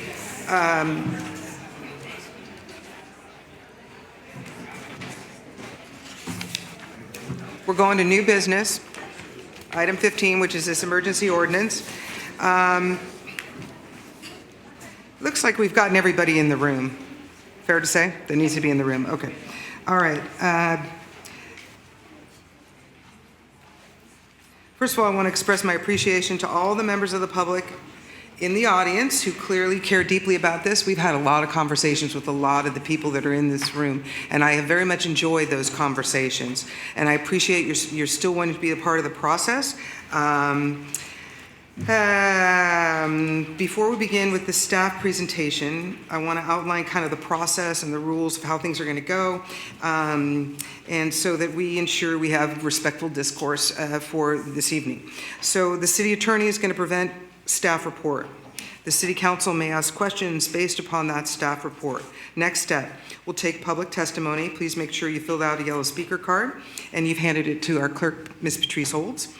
The public speaking process, and some of you are familiar with this, but just in case, we just kind of want to make sure I tried to fly through as much as I could so we could start this as early as possible. The clerk will call up the next 3 speakers, and we ask that you line up along the wall on the right here. That sort of expedites the process rather than waiting for somebody to trek down, and allows speakers to sort of queue up. And when your time is up and the timer beeps, you'll be asked to conclude your comments immediately. In order for as many people as possible to have a chance to participate in public comment, we'll be limited to 2 minutes tonight. After we have ascertained that there is no more public comment, we'll close the public testimony portion of the meeting. At that point, we bring it back to the council for deliberation. We'll first follow up with any questions that are raised as a result of public comment. The clerk has asked me to say a few words about civility in public discourse. We will be strictly enforcing the rules of decorum for this meeting. We welcome you here and want to hear from everyone about their thoughts on this item, and no one is to feel hindered in speaking their mind. This means no clapping, no jeering, no shouting will be tolerated. Please understand that cheering and jeering has a chilling effect on any public process. This is a formal council hearing, and we will conduct it with professionalism, and we welcome all thoughts and ideas. And I want to add one other item. As I've indicated previously, we've all had a lot of discussions about this measure. If I could just ask that everyone please keep in mind to keep this in perspective, and that there is a very limited task at hand. We are not here to relitigate and try to re-legislate a lot of things that have already been decided. We're here because of one particular loophole in state legislation. That's it. So with that, I'm going to turn it over to our city attorney. If I could just ask you to speak in the mic and take it away, Mr. Mason. Yes, thank you, Madam Mayor, members of the council. Tonight's presentation will contain 4 parts. The first part will address the purpose of the agenda item and why the ordinance is being presented for council consideration. The second part will cover a description of the key features of the ordinance presented. The third part will address questions and concerns that have been raised by rental housing providers and responses to those questions and concerns. And then the last part will present options for the council and some potential variations on the ordinance presented to address some of those concerns.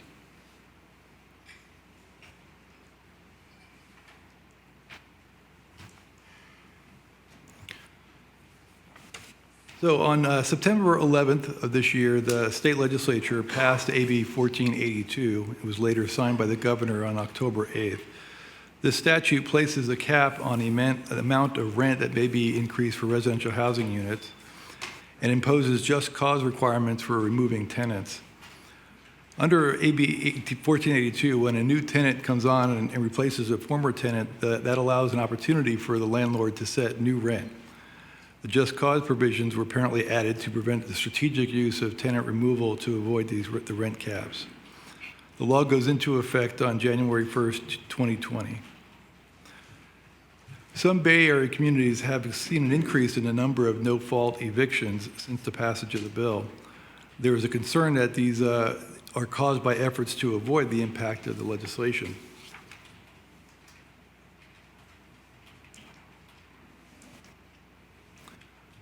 There's no evidence that this is a widespread problem in San Mateo. However, on October 21st, the City Council did receive testimony from a public speaker under the public comment portion of the agenda. that he had received a no-fault notice on October 1st and would have to leave his home by December 1st. And the speaker requested that the council take emergency action to address the situation. In response to this testimony, City Council directed staff to bring an ordinance for their consideration to address the speaker's situation.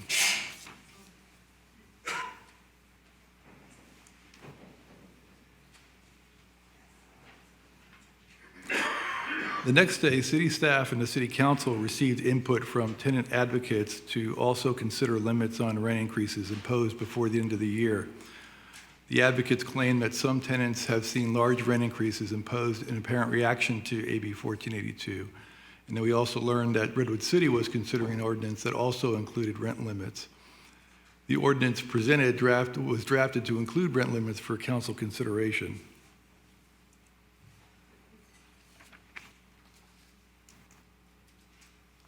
Now I'll turn to the second part, which is features of the ordinance presented. Like AB 1482, the ordinance presented contains two main components, a just cause provision and the rent increase limits. The just cause protections basically incorporate the same language that's found in AB 1482, but contain some additional language that makes it clear that the ordinance applies in the circumstances presented by that speaker. That is, he received a notice of termination of his tenancy before the ordinance was adopted.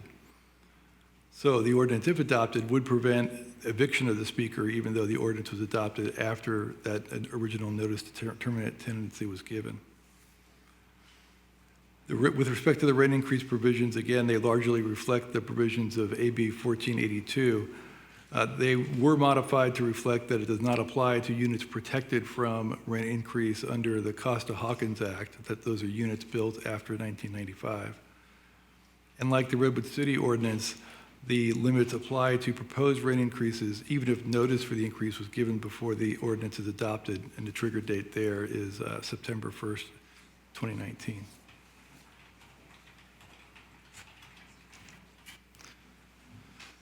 The city has received a number of questions and concerns regarding the ordinance, and the next few slides will note those concerns and provide responses. With respect to the rent rollback provision, one of the comments says that you don't need to have the rent increase provisions in the ordinance because of the rent rollback provision already provided in AB 1482. So on January 1, 2020, rents will be set at the rates that were being charged on March 19th of 2019, plus the formula in AB 1482, which is CPI plus 5%. However, the legislation provides that the landlords are not required to return any rents collected that exceeded that rollback amount. And so that you could have rent increases in these last 2 months that are above what would have been allowed under 1482, and the landlord will be able to keep that difference. We also received a comment that because of a statewide emergency and Penal Code Section 396, there is a need for a rent cap. So on October 26th, the governor proclaimed a statewide state of emergency due to high winds and fire conditions. Penal Code Section 396 prevents price gouging for consumer goods and services, including rent increases that exceed 10% at the time of declaration and for 30 days thereafter. The statute also prohibits a landlord from evicting a tenant during the emergency period and then re-renting to another tenant at greater than 10%.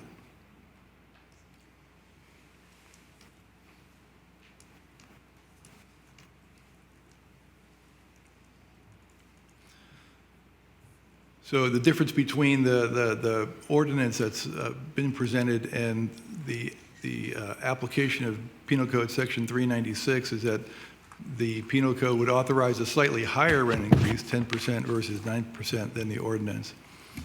However, the Penal Code would not prevent the eviction of tenants like the speaker at the last council meeting. We've also received a general concern that the retroactive application of the just cause provisions is unfair to landlords who started the tenant removal process in compliance with then existing law.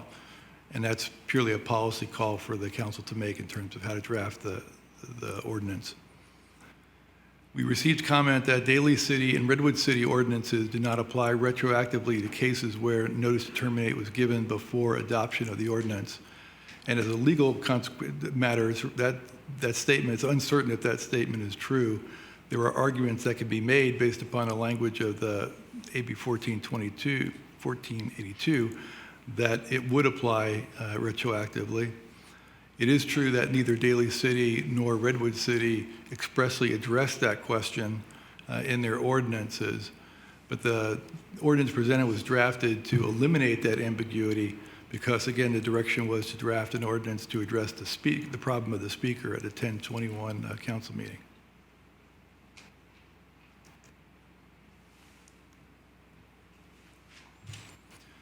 We received a concern that the just cause protection would interfere with negotiated settlements.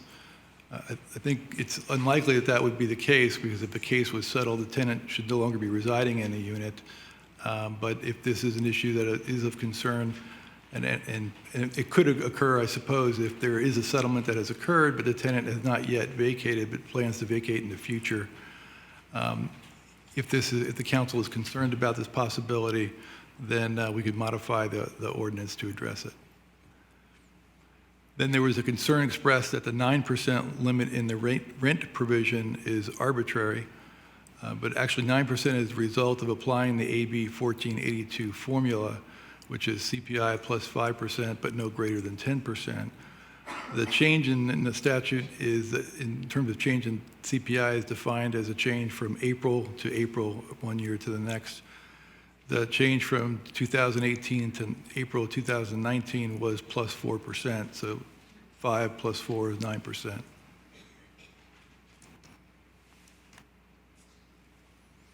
So the council has several options. It could adopt the ordinance as presented or not adopt any ordinance. I've also outlined some options that are available if the council has concerns about and believes that certain of the concerns that have been expressed have merit. So, for example, if the council determines not to include rent limit provisions, but adopt the ordinance, the council could adopt an ordinance that removes those provisions. If the council determines to include rent provisions but wants to modify to address the concerns about the retroactive application of the just cause provisions, the council could adopt an ordinance making this modification. If the council does desire to make this modification, it ought to give direction and make a decision about what the effective date of the notice is. One example could be September 11th, since that was the date the legislation was passed. Another might be October 8th, because that was the date that the governor signed the bill.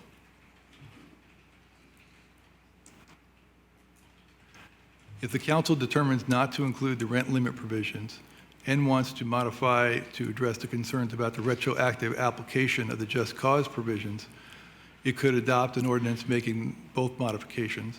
And again, if this is the council's desire, they'll have to give direction and make a decision about what that trigger date will be. And with respect to those options, 2, 3, and 4, I have hard copies of what those ordinances look like that I can distribute to you if you're interested in seeing them.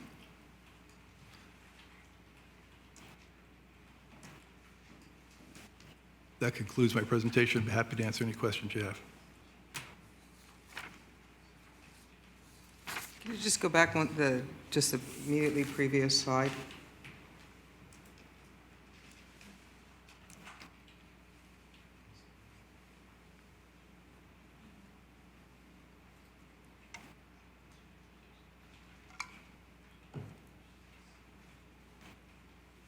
Okay. Questions of council? No question? No question? Question? Quick Councilmember question. Cofield. So this line relates to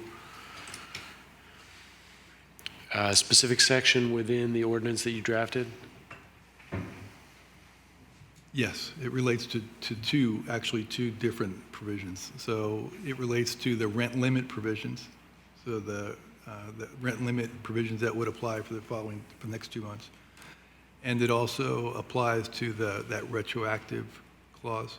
So both are covered on this option. That's 4F or F4? Correct.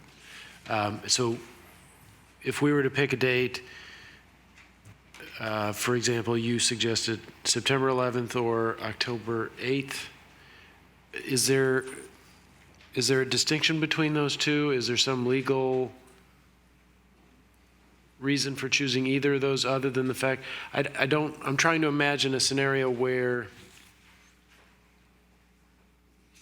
the ordinance would apply to one situation and not the other. I suppose there could be an eviction that began between September 11th and October 8th. So if we wanted it to apply to any eviction since September 11th, we could limit it in that way to an eviction that was started after September 11th. Correct. Okay. The key distinction there is that the speaker got his notice on October 1st. So if you do it October 8th, he's not going to be helped. September 11th would help him. And this ordinance, the way that you've drafted it, does it expire on December 31st? Yes. So it's just limited to the period that we're talking about. It would essentially, all landlords who have tenants who are in their unit on January 1st, this ordinance would basically put them on a level playing field with people who tried to get the eviction out early? Correct. Those are all my questions. Yeah, just to follow up. I just want to make sure I understand part of your answer to Councilmember Gothel's.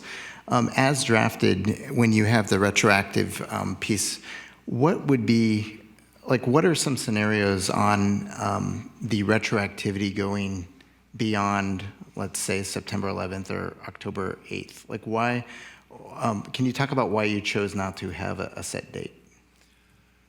Yes, I didn't think it was very likely that someone would have given notice of termination to a tenant many, many months ago, and the tenant would still be there.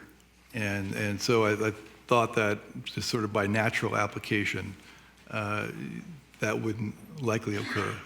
And so that was the reason. Can I ask one other question? Yeah, this doesn't apply to any for-cause evictions, right? That's correct. Okay. I'm going to ask a question. When you write other right there, I'm on the same slide. Right. That could be how it was worded in Redwood City? This is take out 4F altogether and just leave it as Redwood City had it? That's also an option. The issue there is that now the question remains ambiguous. So the tenant might be helped, might not be, and the court will have to decide. But it may eliminate some of these ambiguities for somebody who has a 60-day notice out there that fully complied with the law. Not sure I understand the question. I'm not sure I do either, so don't worry about it. But you could slash and burn the rent cap stuff pretty easily. That's right. Okay. I didn't mean to use that analogy, given that it was based on the declaration of emergency, but it did come up. Okay, go ahead. You had other questions? No. Okay. Okay. Councilmember Bonilla, did you have any more? Okay. All right. So with that, we'll open up to public comment. 2 minutes. Remember, this is a very limited proceeding. We're not here to relitigate all of these issues. The other thing I might add is if a speaker has come up and has said something that might be similar or exactly what you were going to say, you might want to raise your hand while they're speaking, saying, yes, I agree with that, rather than the same comment over and over and over again. We hear everything. We do take everything down and take it into consideration. I promise you that. And as Councilmember Goethel says, they don't have to use all of their time. It's not mandatory, it's not required. And as I'm sitting up here, it would help me if people had some feeling of how 4F should be worded. That would be helpful to us if you have specific language. Thank you. Great. Okay, Madam Clerk, if you could start leading us off. Absolutely. The first three speakers, first is Reverend Marilyn Busey, followed by Brian Ponte and Mike Caggiano.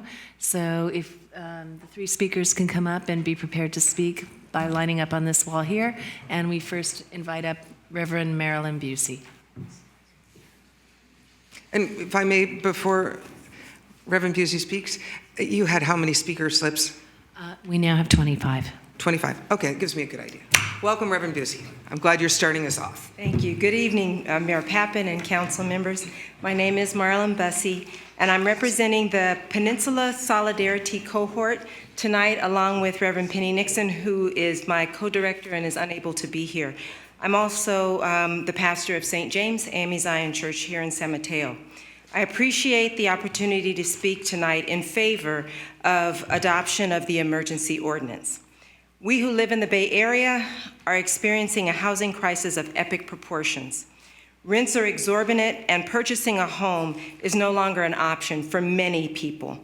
In light of this crisis, it seems cruel to, without cause, evict good, hardworking people and to raise the rent of others above their ability to pay.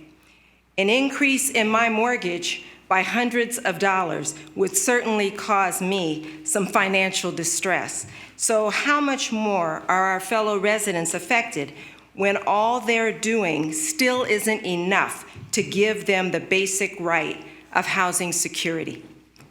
Redwood City and Daly City just approved emergency ordinances. I urge you to join them by taking the moral high road and approving the ordinance in San Mateo as well. All residents of San Mateo deserve to be able to call this beautiful city home. The power to make this so is in your hands. We are counting on you to do the right thing because it's the right thing to do. Thank you. Next speaker is Brian Ponte, followed by Mike Caggiano, and then Susan Inglis. Good evening, Mayor Pappen, members of the City Council. I ask that you not move forward with this ordinance that is before you this evening, as it does not appear that an impartial analysis of the purported underlying issue and outreach to all affected stakeholders have taken place. The staff report cites one resident speaking during public comment who believes the notice to vacate his rental unit is a result of the landlord trying to preempt or get ahead of AB 1482. No mention is made of any investigation or analysis to verify this statement. In fact, Mr. Mason, if I heard him correctly earlier, spoke that there was no evidence of an underlying widespread problem. So the question is, why are we here? Moreover, because this ordinance may have, the impact this ordinance may have on housing providers, it does not appear the city has conducted very thorough outreach to the affected stakeholders. Instead, I ask you to defer action on the ordinance until adequate fact-finding and outreach have taken place. This would represent a more thoughtful and equitable approach to legislation. In closing, I ask that you look at housing providers in this community as partners in addressing the housing shortage, and not as a group of individuals and businesses to be subjected to excessive regulation. Thank you. Thank you, sir. Next speaker is Mike Caggiano, followed by Susan Inglis, and then Patty Smith. Mike Caggiano, 234 Elm. I feel there is a clear and present need for exactly what you're doing. Time is of the essence. This is a 60-day, essentially, effort. We're here basically because we've been dealing with a totally dysfunctional market, nothing close to a free market. It's evolved. We were here like 3 years ago with Measure Q, did our best, did not succeed. We accepted the results and moved forward. And then year following, you had the effort to get rid of the Costa-Hawkins requirements, failed again. But the problem did not go away in either case. Representative government, I think, came through for us, actually. They see the problem still with us. You have 1482. However, it's not perfect. The reason being we're still here now because of the error that was made. But we do respect the effort and feel that this Medicare supplement that we're putting through, you can tell I'm old, I'm using a metaphor, is required, needed, and we do hope you do the right thing. Thank you so much. Next speaker is Susan Ingalls, followed by Patty Smith, and then Michael Dawson.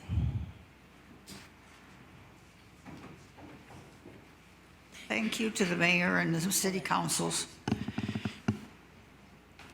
I moved up here from Fresno in 2017 into a wait list apartment building called Leslie Plaza. It's owned by Leslie Senior Communities. It's for senior citizens on reduced income. I started out with a rent of $716. Now I'm up to $772. November 1st, I get a letter, and everybody in the building got a letter saying we were going to be up to 10% of our income on January 1st. I looked into things and found out that there was a law, Assembly Bill 1482, that's supposed to be 5%. I think it was pretty sneaky of them to come up on the 1st of November and give us a letter. There are several Chinese people in the building. They had an impromptu conference amongst themselves, and I told them that I would see about a lawyer to see if they were doing anything illegal. There are people working in the building that have free apartments, and it's supposed to be for senior citizens on reduced income. And in the elevator, they had posted what the rates are going to be when they get rid of us, because it's economic eviction. That's what it is. Regular studio is going to go up to $1,053. I think that's what they're planning. Thank you very much. Next speaker is Patty Smith, followed by Michael Dawson, and then Gina Zari. Hello, my name is Patty Smith, and thank you for allowing me to make comment tonight, Mayor and City Council. I too live in the same building as the previous speaker. I would like to correct one thing she said, that it was going up 10% of our income. It is going up a flat 10%. And in many cases in the building of these very low-income seniors, they are paying 50% of their Social Security incomes already on rent. This is a market-based building. Even though it used to belong to HUD, they bought out HUD under very strict conditions. And it is correct that they do have approximately 7 maintenance workers living in the building free of rent, which reduces our 42-unit building by 7. And so to pay a 10% increase in rent is going to create such hardship that a few people are going to have to leave San Mateo and California. I would like to impress on you the importance of this emergency proposal that you have, that it go ahead and pass, because there's many people in the city of San Mateo that are going to be terribly and tragically affected otherwise. Thank you. Next speaker is Michael Dawson, followed by Gina Zari, and then Otto Katrina. Good evening. My name is Michael Dawson.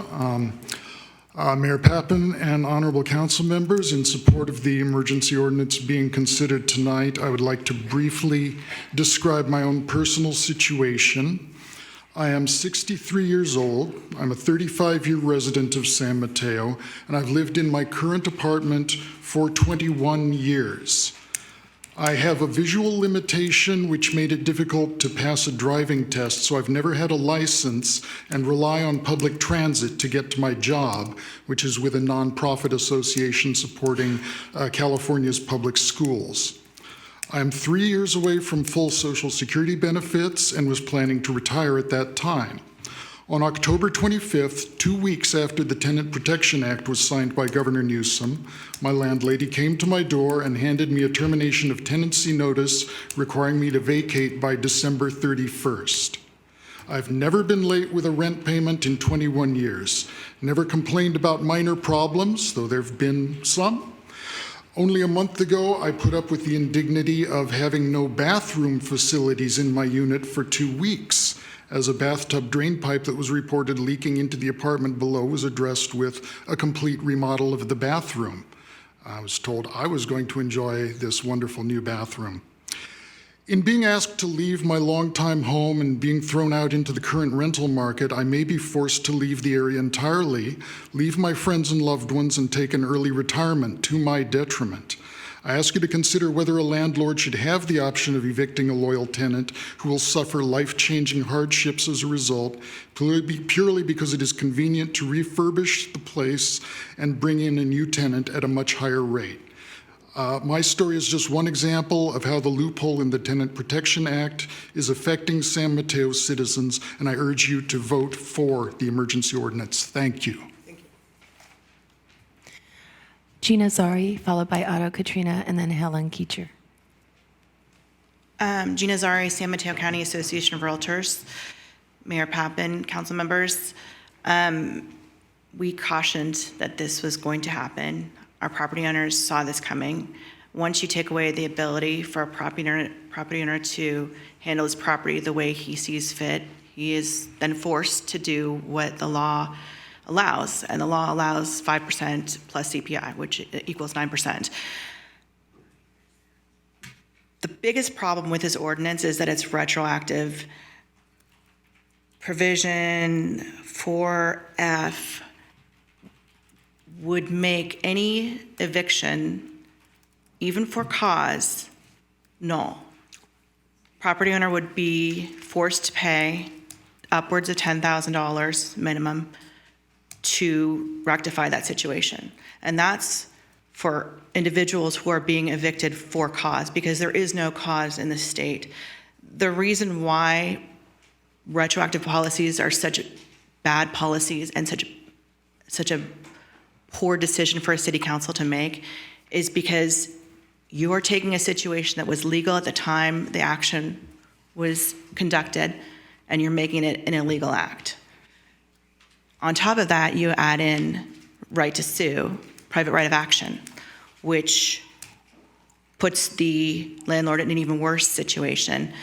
This is a really bad ordinance. I know this council respects the will of the voters, and I will say that this is not an error, not a loophole, that the bill was passed by the state legislature the way it was passed. We have to accept it as it is. We will accept it, and you should accept it as it is as well. I respectfully ask that you do not support this measure and that you vote against this entire package. Thank you. Next speaker is Otto Katrina, followed by Helen Keecher, and then Chet Lexvold. Good morning, Mayor, and good evening, Mayor and City Council. My name is Otto Katrina. I'm a Bay Area broker and also a director with the California Association of Realtors, and I speak in opposition to the emergency ordinance. Last year, rent control was defeated by 60% of the elected officials, by the constituents. So I understand 1482 has passed on a state. We've been working with the state legislative on this and understand it, but to bring it in starting in November, if there are violations, and I understand there's some bad property owners that are out there, we have state statutes that go ahead and mandate any of those issues, and also federal HUD issues. And I think those are the issues that city councils and local jurisdictions should be focusing on, the violations of the property owners that are violating tenant rights, instead of just doing a broad-based ordinance that's going to affect small property owners. So that's all I got to say. Thank you. Next speaker is Helen Keecher, followed by Chet Lexvold, and then Reina Gonzalez. My past problem is just an example of what can happen. My husband and I moved up here 7 years ago, and rather than buy, we rented. And so I think we were paying like $2,600 for a 2-bedroom, 2-bath apartment, which I was perfectly fine with.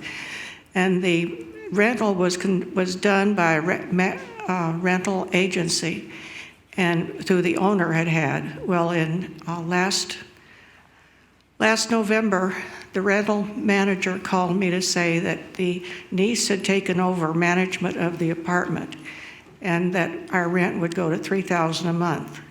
And then in December, January the 1st, she said that the manager told me this, that they wanted us to vacate in 30 days. My husband was 87 at that time and in a wheelchair. And I guess from what people have said, we could have at least gotten more than 30 days. But as it was, we moved out and found another apartment. But it's at our ages, it's really quite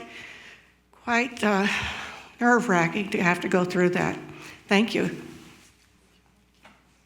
Next speaker is Chet Lexwald, followed by Reina Gonzalez, and then Justin Alley. Good evening, council members. My name is Chet Lexfold. My wife and I have lived as renters in San Mateo over the last 6 years. We are both here tonight asking the council to adopt the emergency ordinance approving just cause protections and rental increase limits and to make it retroactive. I was originally here to advocate for myself. My landlord has not yet issued an eviction notice or jacked up the rent yet, but it certainly could happen. But after hearing the testimony of the residents at Leslie Plaza and the individual who may have to move out of the state near retirement, to quote Bernie Sanders, I'm here to fight for someone that I don't know. I want to stress that what the council is considering is simply worst case scenario for landlords. They can still raise the rent by 9%. I mean, that's the worst case scenario on top of the profits that they're already making off of renters in this city. AB 1482 is meant to stop the worst in the worst, greed and gouging. Okay, so 9% it allows for rental increases. That's not even good enough, but that's what we got. So I want to stress that we are renters who have a need for housing, and you are comparing that against landlords' desire to raise rent over 9%.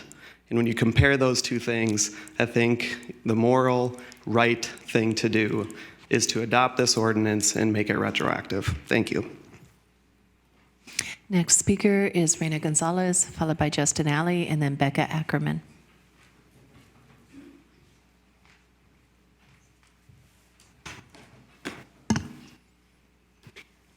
Good evening, Mayor Diane Pappen and City Council members.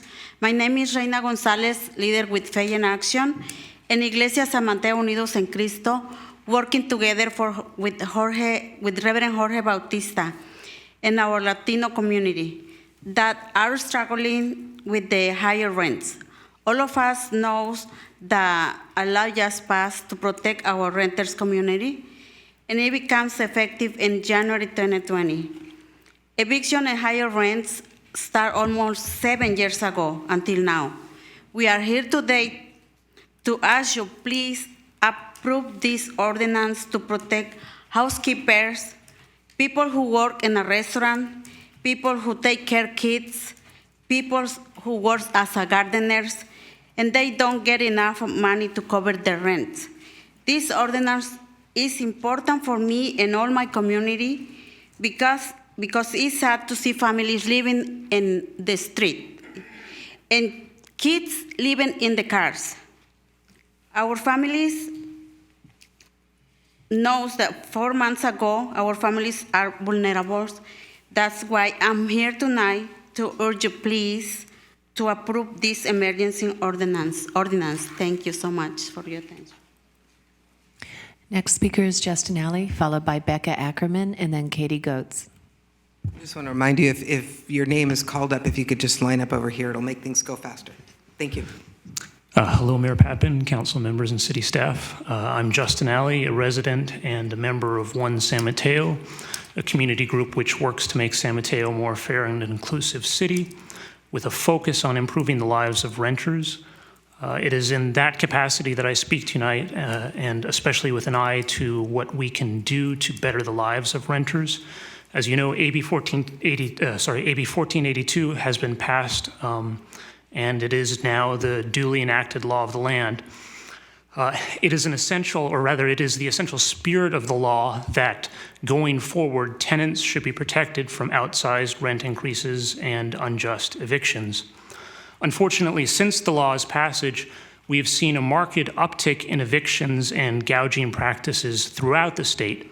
And indeed, in a number of cities up and down the peninsula, we have seen whole buildings evicted to attempt to circumvent AB 1482.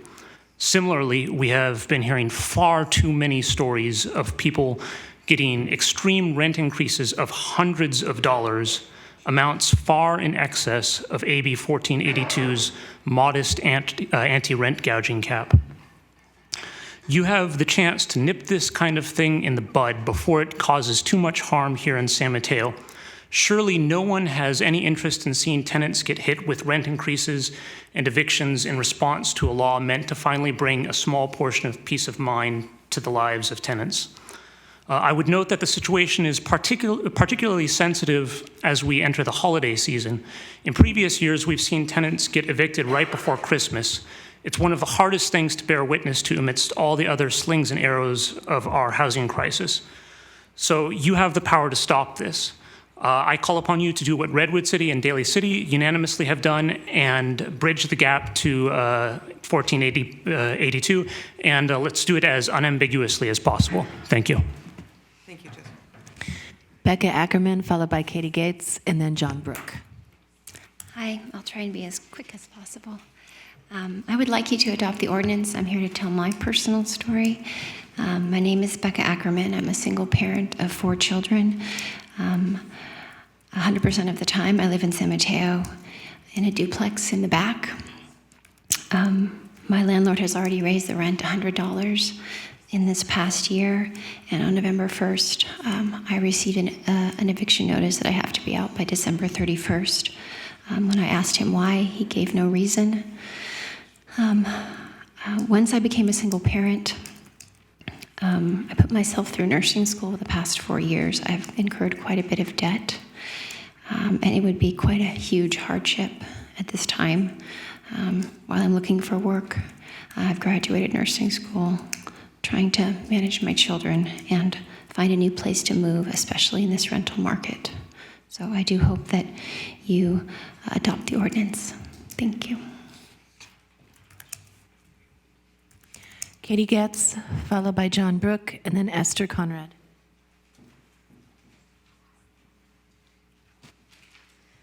Good evening, Mayor and City Council. My name is Katie Getz, and I serve as pastor of Woodside Road United Methodist Church in Redwood City, and members of my congregation come from San Mateo through Redwood City and Menlo Park. I am also a member of the Peninsula Solidarity Cohort, and I was at the Redwood City Council meeting last week when the urgency ordinance passed in Redwood City. My son Tiernan is a 3rd grader, and he's currently working on an ecosystem project. We get the prefix eco from the Greek oikos, meaning household. And whether we're talking about an ecosystem or an economy or a household, it takes a variety of moving parts working together for that system to function. And all of those parts need to stay healthy and whole. When one part is damaged, it does damage to all of the parts. Here in San Mateo County, our ecosystem is made up of homeowners and renters. It's made up of folks from across the economic spectrum. It's made up of folks who are vulnerable and folks who are stable and thriving. Today, and you've heard this testimony this evening, some of the most economically vulnerable among us are in trouble. Renters are facing evictions and rent increases. While today some of us are in trouble, tonight you have the opportunity to do something about it. We are asking the San Mateo City Council to follow the lead of Redwood City and Daly City and pass the emergency ordinance. Always, but especially as we approach the holiday season, it is wrong and immoral to force people from their homes. As a Christian and a follower of Jesus, I follow someone who was forced from his home. As a follower of Jesus, I call on my community to do something on behalf of the least of these. I'm asking San Mateo to follow the lead of the state of California and pass the emergency ordinance tonight. Thank you. Next speaker is John Brook, followed by Esther Conrad, and then Jordan Grimes. My name is John Brook. I live in the city of San Mateo. I'm puzzled as to why the City Council is considering this emergency ordinance. Voters in the city of San Mateo have rejected additional controls on privately provisioned rental housing by large margins.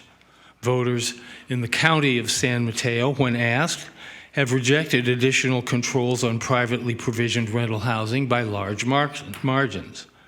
Voters in the state of California have rejected by large margins additional controls on privately provisioned rental housing. The problem is a shortfall in housing, not a lack of regulation. The emergency ordinance does not create any additional housing and provides no incentive to do so. The emergency ordinance adds further regulatory burden to an already congested rental housing market. The ordinance targets privately provisioned rental housing, housing that was constructed and maintained by private capital. The ordinance limits the property owner's ability to manage the property for the benefit of the owner and the tenant by interfering with the orderly administration of rental rates, and most importantly, interferes with the ability of the landlord to remove problem tenants quickly so as to inconvenience other tenants as little as possible. The staff report does not identify widespread abuse of rental increases and evictions. So what problem is this regulation going to solve? No answer is provided. So what to do? The best option is to do nothing. Otherwise, some suggestions would be a rental subsidy to those tenants whose rental has increased by more than 10% up to January 1st of next year, and to provide mediation services between the housing provider and the tenant who's facing eviction. Thank you. Next speaker is Esther Conrad, followed by Jordan Grimes, and then Alex Menendez. If I can just ask you to line up, that was Jordan Grimes, and what was the next one after that? Alex Melendrez. Alex. Oh, Alex Melendrez. There we are. Okay, thanks, gentlemen. Good evening, City Council. I would like to thank you for taking this matter up. My name is Esther Conrad, and I'm speaking on behalf of One San Mateo. Justin Alley had previously described our group. And I would just like to urge you to adopt this ordinance as currently written. I was going to get up here and say that even if this ordinance, 60 days, really purely a matter of fairness to make sure that everybody is treated fairly before and after January 1st, that everybody is not evicted just for the purpose of being able to raise the rent for prior to January 1st. Even if that only were to help one person, the person who showed up at City Council on October 21st, that would be sufficient. It's simply a matter of fairness. However, you have heard several speakers tonight who've also had experiences of being served with eviction notices. And it is just simply the fair thing to do to make sure that everybody is going to be treated fairly according to the intent of AB 1482, which has been enacted by the state legislature. And so I really urge you to stand up for fairness in our community and for renters who, as you've heard, have been experiencing unjust rent increases and evictions. So thank you very much, and we urge you to adopt this ordinance. Thank you. Next speaker is Jordan Grimes, followed by Alex Melendrez, and then Adam Nugent. Good evening, Council, Honorable Mayor. Thank you for your time this evening. Jordan Grimes, 19th Avenue Park. I'm here speaking tonight as both a lifelong resident of the city of San Mateo, as well as a member of One San Mateo and a co-lead member of Peninsula for Everyone. We are a grassroots group of neighbors advocating for what has become known as the 3 Ps of housing policy: production, preservation, and most importantly tonight, protection. In the wake of 1482 signing by Governor Newsom early last month, unscrupulous landlords throughout the county have regretfully begun retaliating against tenants by issuing evictions and hiking rents ahead of the bill taking effect in January. These actions are in direct violation of the spirit of the law, if not the letter of it.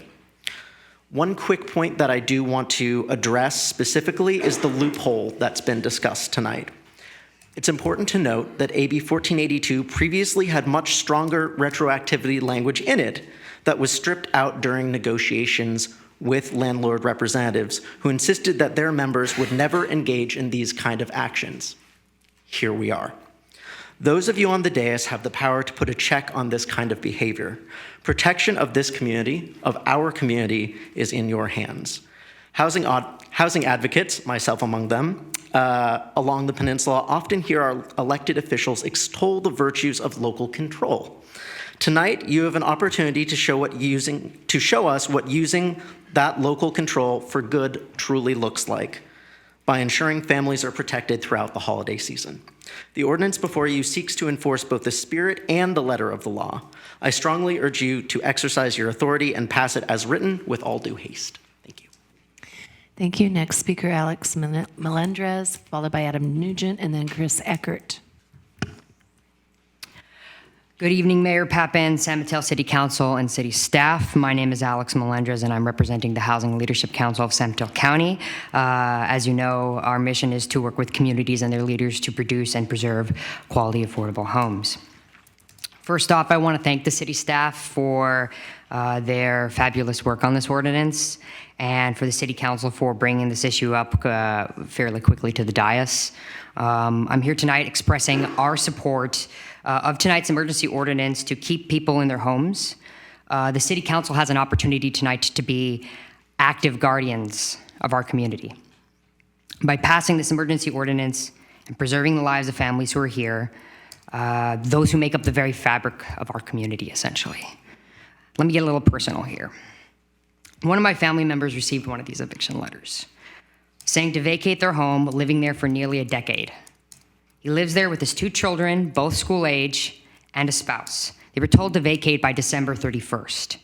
Their entire apartment received the same notices, and that's only one building. Several buildings have already received these notices, and this mass upheaval of families is unacceptable. Evictions and rent increases are a public health problem. And what do you do when there is a public health problem? You protect public health through public policy. Similar to requiring restaurant owners to adhere to basic standards of cleanliness, local governments should also require the basic standards for managing habitation. Please pass this emergency ordinance, which requires just cause eviction and forbids rent gouging tonight.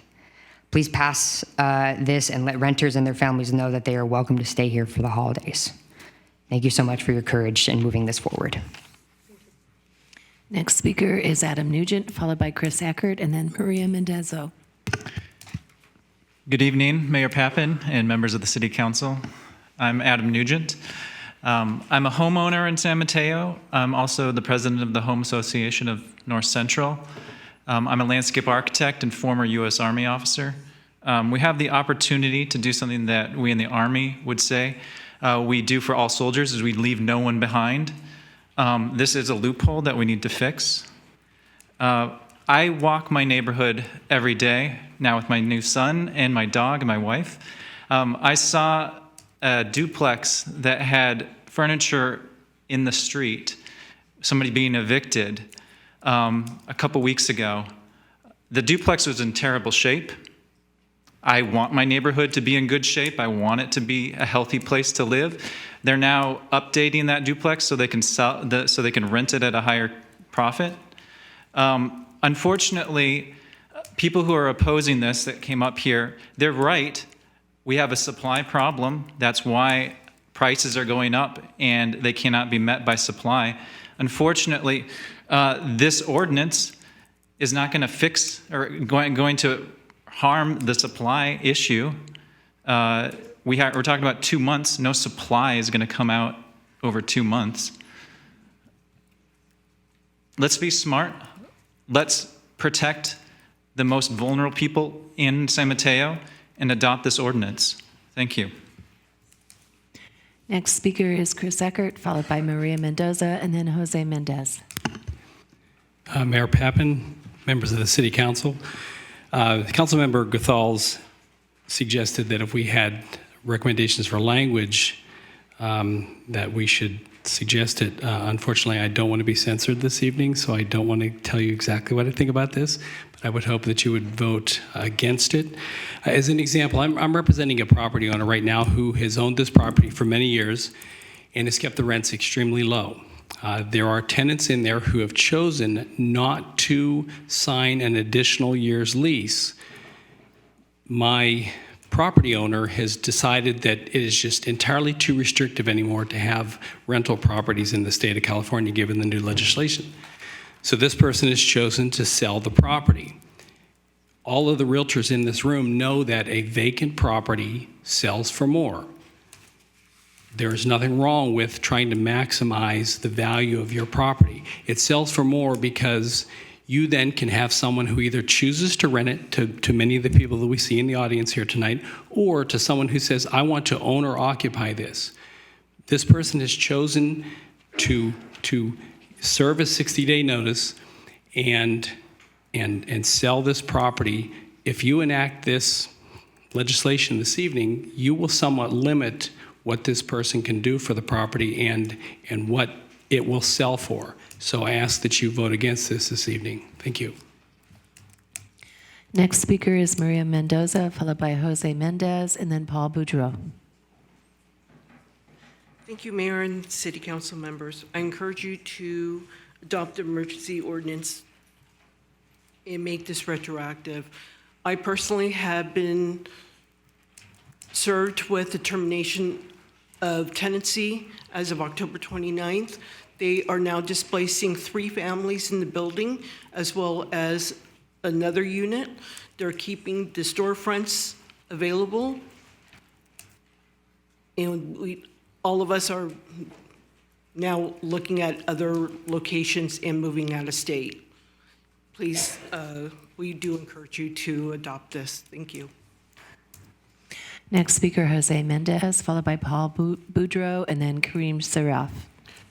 Madam Mayor, members of the City Council, my name is Jose Mendez.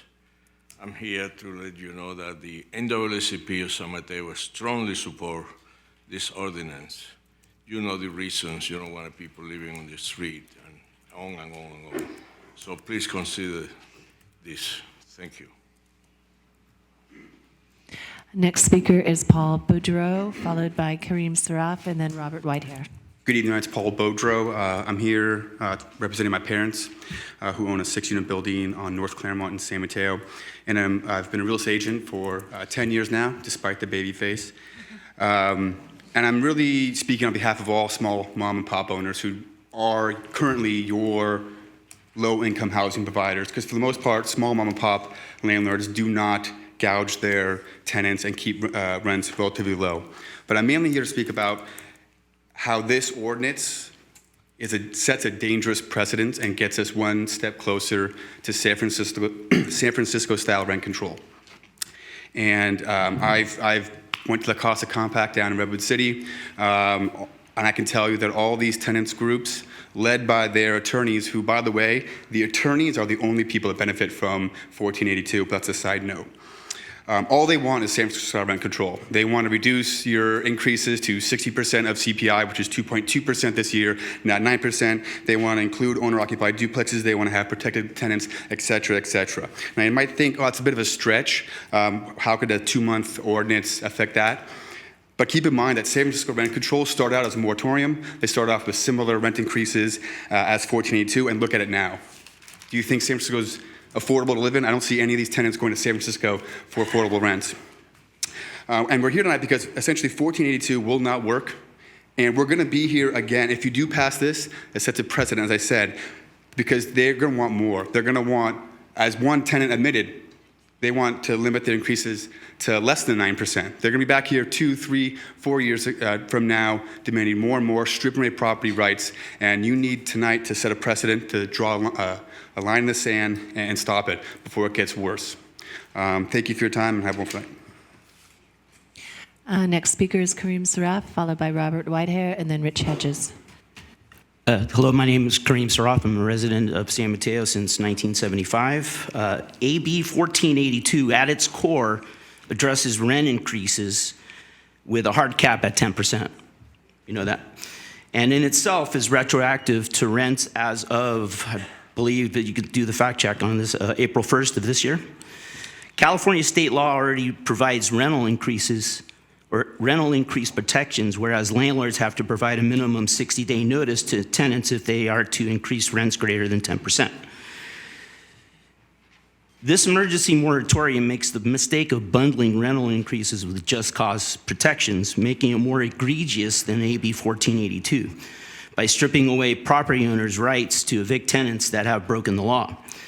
I'm a property manager, and I'm also a Christian, and I see the best of both worlds. I manage on any given day up to 500 doors, and I have witnessed countless crimes, from domestic violence to property damage to public nuisance, and not one of those crimes was committed by the landlord.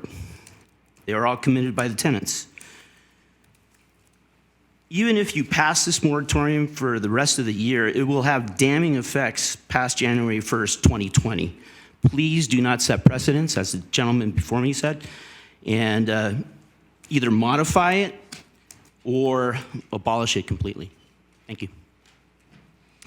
Next speaker is Robert Whitehair, followed by Rich Hedges, and then Amy Hartman. Honorable Mayor, members of the council, thank you for taking up this very important issue tonight. I urge you to adopt the ordinance. I think it's needed. Unfortunately, it's needed because some landlords, but not all, have adopted a policy of raising their rents. I'm here tonight speaking on behalf of small mom and pop landlords because I am one myself. And when I've rented property in San Mateo, it's very difficult working with tenant, but I and my other fellow mom and pop landlords have decided that it's important to work with them on rent increases and not make them crazy. A small increase here and there maybe, but not something that we actually have to kick people out of the property. It's not fair, and on behalf of mom and pop landlords, please adopt this ordinance. It's needed. Thank you. Next speaker is Rich Hedges, followed by Amy Hartman, and then Paul Tappan. Hi, Rich Hedges, 50-year resident of this great city, and I want to come tonight to urge you to adopt this ordinance and go back to September 11th. I think it's very important. I was really heartened by the teacher that was here at the last meeting, and that's what made me come here tonight. We opened our schools last year with a lack of 20% of full-time teachers. They were using substitutes, probably this gentleman that was here, to staff the classrooms. When does it end? When do we all have to do our own particular work? We have to have the people that service this community, and we can't have them constantly in flux and worrying about losing their apartments. So I was interesting to hear one of the speakers talk about a shortage in housing, but I've yet to see many of the faces here that have talked about it ever talking about passing housing. If they really feel that way, they need to come before the City Council and help us get housing passed so we can fix this problem. But I'm going to cut it short and just tell you that it was a great picture in the San Francisco Business Times, and I liked your article. October 23rd issue. If you haven't seen it, you should. Thank you. Next speaker is Amy Hartman, followed by Paul Tappan, and then Elaine Gilbreth. Hi, I just want to share my personal story. I've been living in San Mateo in a one-bedroom apartment for 22 years. In the first 10 years, my landlord never upped the rent until there became a housing shortage and a big demand. Then he started raising it a little bit, and then when rent control went to the ballot, he told me that he doubled the amount that he was increasing my rent. It would have saved me $6,000 a year if it had passed. He told me he doubled the amount that he had been increasing my rent because rent control was on the ballot. So I know for a fact that because these laws are being passed to help the people that need the most help,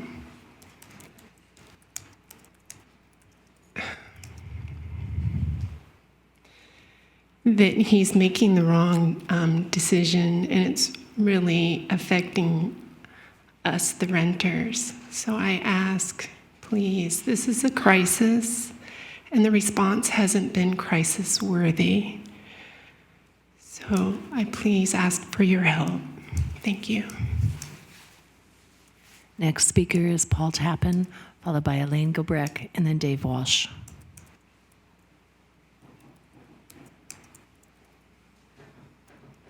Good evening, Mayor Pappen and City Council. My name's Paul. I live in San Mateo. I've worked for the city for 29 years and lived here almost double that. I was a renter for 10 years and realized we're talking about a divisive topic, and I see both sides, but I wanted to say some things regarding the dissenting view, and that is that not all property owners are wealthy and not all landlords are immoral or creepy. I'm representing my mother, who has purchased 50% of a duplex recently in town, and with no intention of raising rents or evicting people, but it's her retirement plan. And I'm a father of 4, and I believe part of the plan could be to house my kids when they graduate. And it seems like the laws that are being passed, not by a majority of the voters, but by the state, are going to negatively influence her and my family.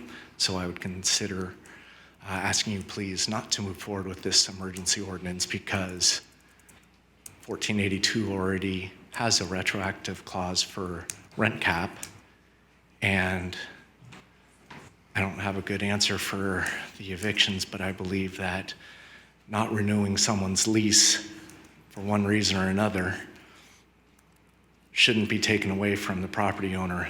Their mortgage and interest and property taxes are never going to go down, and if they see someone that's not a good fit or not taking care of the property, or they want to put a family member in there, now they have to pay someone's rent, and to make it retroactive seems unfair to the mom and pop landlords. Thank you. Next speaker, Elaine Gilbreck, followed by Dave Walsh, and then Nicole Fernandez. Good evening, Mayor Pappen and City Council. My name's Elaine Gilbreck. I'm the Executive Officer of the San Mateo County Association of Realtors. And I'm here tonight to ask you, please, to not adopt this emergency ordinance. It's important that we look at the whole picture and don't make hasty decisions. And we understand that this whole thing came about because of one speaker coming up who believed he was being evicted because of AB 1482 was going to take effect January 1st. So you've been talking about other cities. I want to talk about Burbank and Anaheim. They just rejected such measures, and they had 35 tenants go before the city council, and yet the city councils said that there was no need to enact an emergency ordinance. And Burbank is the same size city as San Mateo. There's 104,000 residents. And I want to conclude by saying today, San Mateo City staff confirmed by email that there was no finding of need for this emergency ordinance. So for those reasons, we respectfully ask that you don't pass this tonight. Thank you. Next speaker is Dave Walsh, followed by Nicole Fernandez, and then Adam Lorraine. Good evening, Mayor and City Council. My name is Dave Walsh, and I just wanted to stand before you as a landlord that has not raised the rents. Just so you know, there are people out there that do that. I have not evicted anybody. I am a property owner. I actually, under the full disclosure, I'm an officer with the California Association of Realtors, and so I worked very closely with Assemblymember Chu to craft 1482. I spent a lot of time in negotiations with the governor's office. We put a ton of time and effort into crafting every word that went into that legislation. And as you well know, it was debated heavily throughout the period it was before it even got passed to the Senate and the Assembly. But the bottom line is this, is I feel like we're rehashing 1482, whether there should be rent increases or not, and are they absorbent or not. This is a just cause question, I think, and you're looking at an ordinance about just cause. I think that the majority of the emotional outpeel has been to talk about the unfairness of large rent increases, et cetera. So I just wanted to, have you look at a landlord that hasn't raised rents. I don't plan on raising rents. I have average tenancy of 8.5 years in my buildings, and I have no need to do anything. My tenants are happy, I'm getting a fair rent for the marketplace, and thank you very much for your time. Nicole Fernandez, followed by Adam Lorraine, then Rovi Lynn Antonio. Good evening, members of council. I am Nicole Fernandez. I'm a community relations commissioner, but I am here as an individual tonight. I just want to say, as a resident of North Central and as a homeowner, I think the reason I decided to buy a home in this community was because of its variety and diversity. And without this emergency ordinance, we risk losing some of that beautiful diversity that makes San Mateo so special. Especially in the holidays, would be doubly cruel for people to lose their homes. And so I thank you so much for giving the public the opportunity to speak on this topic, and I hope that you will enact the emergency ordinance as written. Thank you. Next speaker is Adam Lorraine, followed by Rovi Lynn Antonio, and then Ahmad Azinda. Good evening, council and staff. My name is Adam Lorraine, resident of North Central San Mateo, 39 North Humboldt. I want to thank the council very much and Mr. Mason and staff for considering this ordinance tonight and drafting it.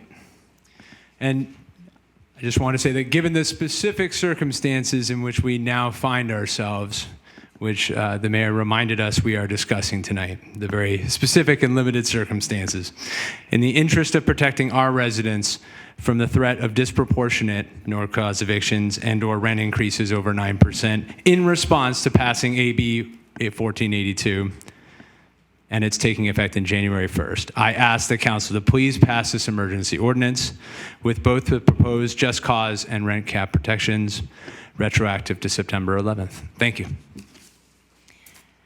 Next speaker is Rovi Lynn Antonio, followed by Omid Azana, and then Cheryl Dean.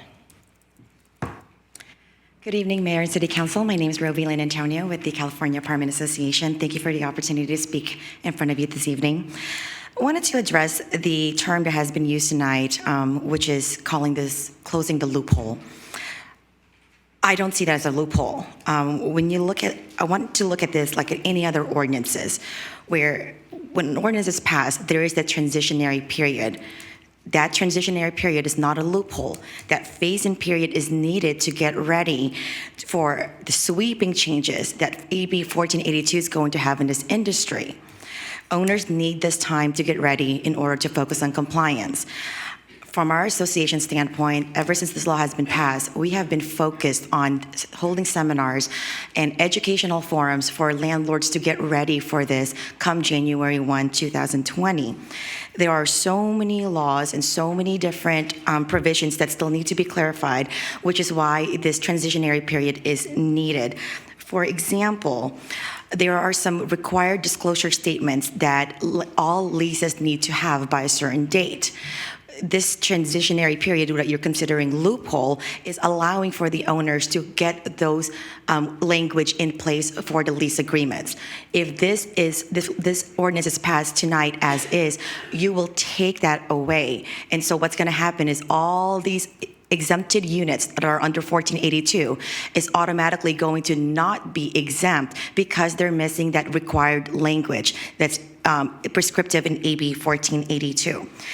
I don't think owners are here to argue on the merits of rent control or just cause eviction. We know that's the law of the land. We just want to focus on compliance and understanding this and not having any barriers to get that done prior to January 2020. And also, last thing is please consider the state of emergency that has been granted by the governor to offer a statewide 10% rent cap immediately, but also offers eviction protections for those who receive any eviction notices from when the declaration was placed. Thank you. Next speaker is Omid Azandi, and then followed by Cheryl Dean.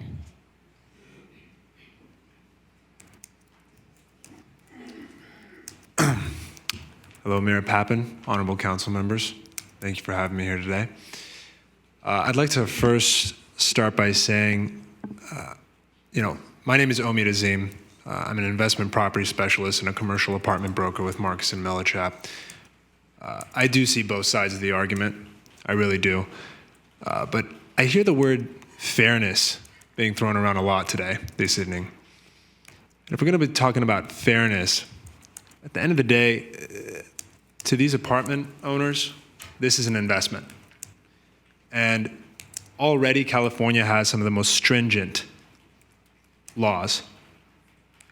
If we take a look at the investment landscape, Oregon, for example, passed statewide rent control at a 7% cap. As a direct result, multifamily investments dropped by 40%.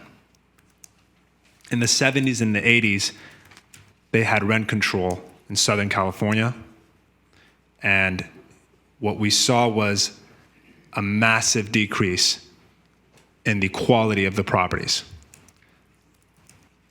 I don't think that this ordinance is necessary, and I urge the council to reject it. Thank you. And last speaker is Cheryl Dean.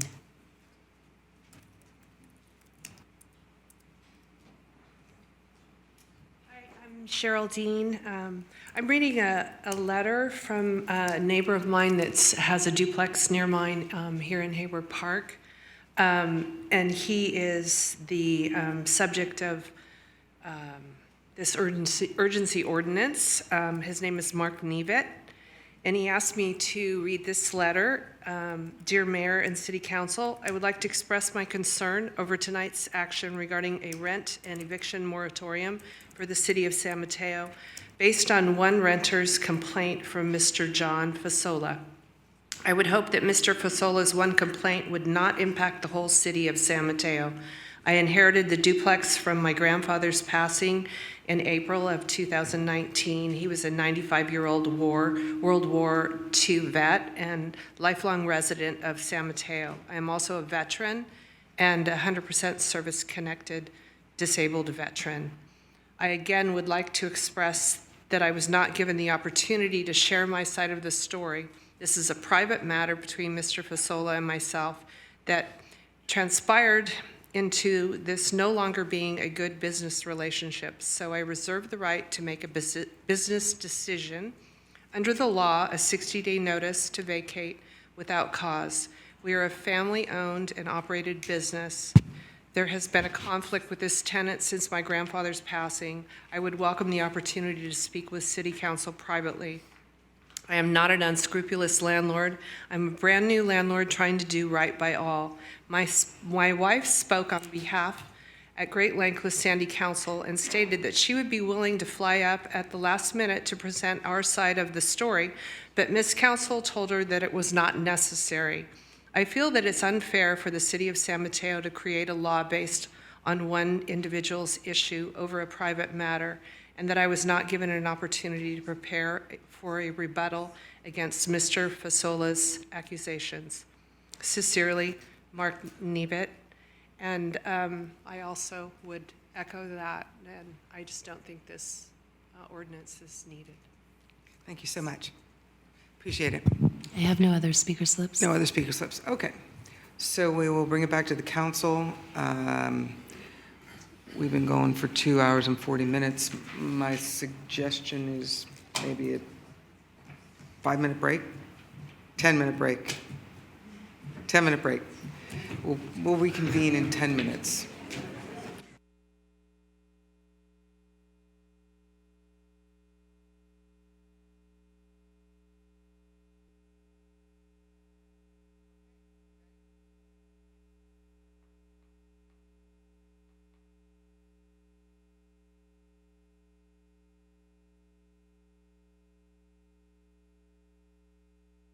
Okay, so we have closed public comment. We'll bring it back to the council.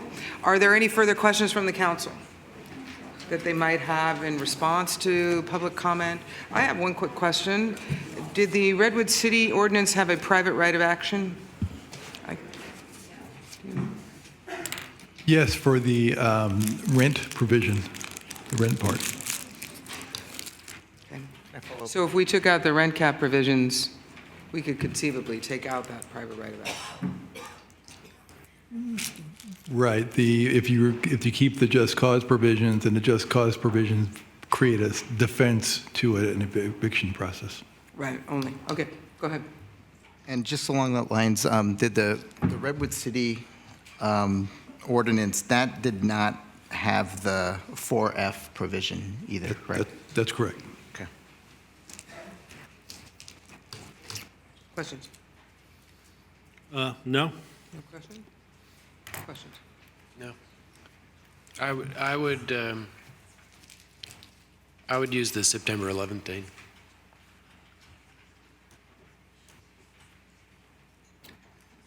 Yeah, I concur with that. So are we on comments now? Sure. Okay, I'll tell you where I am after you. okay. I don't think I'm as far back as September 11th. I just want you to know, if at all. Go ahead. Okay, well, first I want to remind everybody, something I think the mayor said at the beginning. This is a 2-month ordinance. And in terms of, I've heard a lot of talk about, wide-ranging things. The city about, future and what the, one of the young gentlemen that came last, about what the people might come back asking for. The city cannot subvert state law, and it's done. Okay, it's done. And we're only trying to span, and bridge a short period of time with this legislation. That's all it would do. Bridge a short period of time, try and preserve some things that are established. By the way, somebody, in fact, I heard several times, well, we don't really have a need here. Well, yeah, it's true. One man came up and spoke at the last council meeting, but I think we heard lots of other people speak tonight who are actually being evicted. The truth is, people who are given eviction notices don't run out on the street and run to the newspaper and get it on the radio. It's not something that you widely hear a lot about. Generally, they know the law is working against them. They're going to pack up their stuff and move. And that's just the way it goes. So that's why we haven't heard a lot about that. And Well, and also because we have a lot of great landlords who are charging fair rents, and so even though there's the risk that some landlords would take advantage of this loophole, most landlords in San Mateo, certainly all of the landlords who we heard from tonight, are not going to do this kind of gouging to their tenants. that's true. We do have landlords here who are perfectly fine, and as long as they, like anybody else, anywhere, anytime, as long as you observe the law, you're not going to have any trouble. The question is the law fair? I understand that's your question, okay? But I want to make a point, another thing. Almost half of the people who live in San Mateo are tenants. And I think I heard, did somebody say that tenants are criminals? I think I heard that. Okay? Yeah. Okay. That's We're not here to take a poll. That was a rhetorical question. I'm sorry. Okay. Yeah. I didn't need the answers, okay, because I heard with my own ears. So we need housing. That was mentioned several times, too, by people on both sides of this issue. We all know it. This council has been building housing. We need affordable housing more than anything else. It's what we really lack, okay? And this council has been working on doing it as fast as we can with the system that we're working within. Obviously, it's a hard thing to do, or you would see more of it being done, okay? But we're working on it every which way we can with every single partner that we can find. And believe it or not, I'm out beating the bushes looking for more partners for us to work with, to be able to acquire land and to dig up funding to be able to build affordable housing. It's not an easy thing. I'm a member of the Heart Board. Where I am there, we're working with affordable housing, nonprofit developers to find deals that we can fund to get projects started off the ground, land acquisition, and additional bridging loans. So it's something we all need to try and fill the gap with somehow, okay? So knowing that the council supports housing right now, here tonight, we need to protect housing. Protecting housing is another important part of supporting housing. There's a basic thing people need. It's a roof over their head. Poor people, old people, disabled people, children. We have to do this, and we have to build more housing. There are people who actually literally need extraordinary amounts of help right now, and it's not everybody's fault in this room. It's this economy. It just doesn't work for everybody. We have a lot of issues, and we can't fix it all. But this law is here. It's there, January 1st. The state has put it into place. All we're asking is fair play until it gets there. I support this measure, and I support the retroactive position, too. And with yeah, go ahead. No, sorry. Okay, first, I wanted to thank all the speakers that came up and spoke today and sharing some stories with us that I think help us understand the situation as best as we possibly can. And I know it's not easy to share those stories. And I also want to thank the staff for working so hard, getting this to us in such an expedited way. I know that there were many long work weeks and working on weekends to get us to this point here that we are today. So thank you to staff. I share many of the concerns that were conveyed today about the effects of AB 1482 and how it does create a strong incentive for owners to evict tenants right before the law takes place. I mean, that's economics. In my opinion, that was an oversight of our state legislature. And that was something that should have been dealt with, and it wasn't. So it's left to local municipalities to kind of deal with the aftermath of it, and here we are today. I do feel compelled that we need to do something here tonight. I do not want to see anybody needlessly have to leave San Mateo if because directly affected from this from AB 1482. But I do feel like we need to do something in a fair and balanced way. And just from reading the report, I think it was obvious to me, and I confirmed it with staff, that really one side of this equation had input to the AR, and there, I think there's a lot of reasons for it because it was going so fast.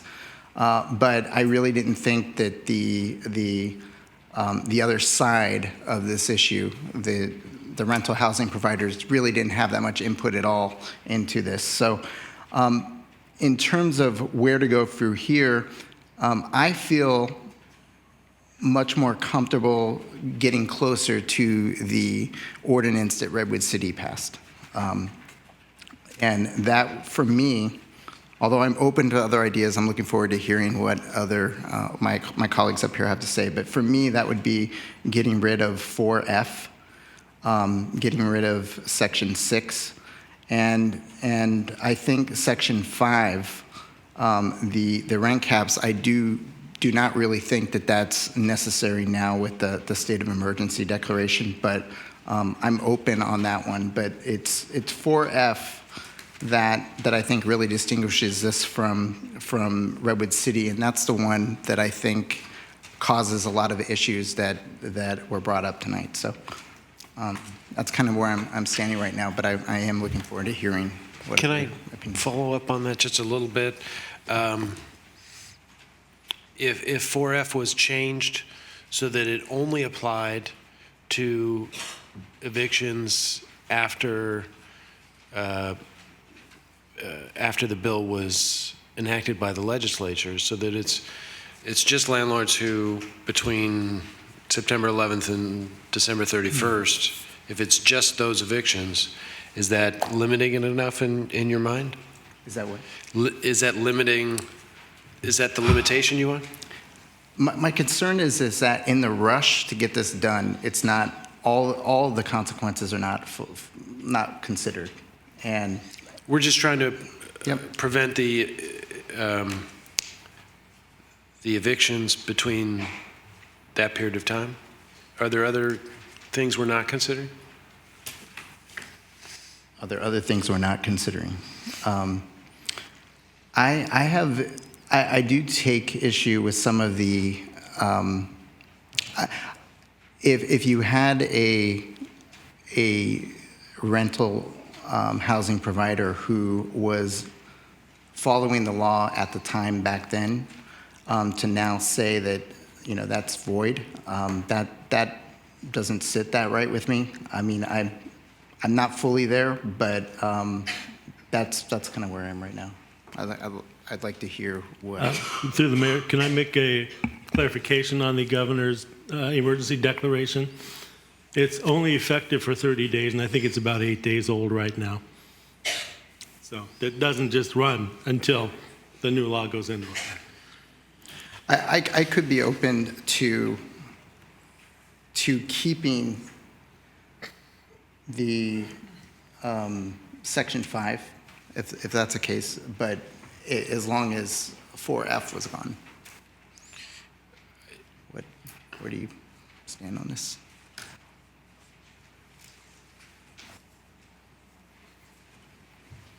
I don't know that it expires in 30 days.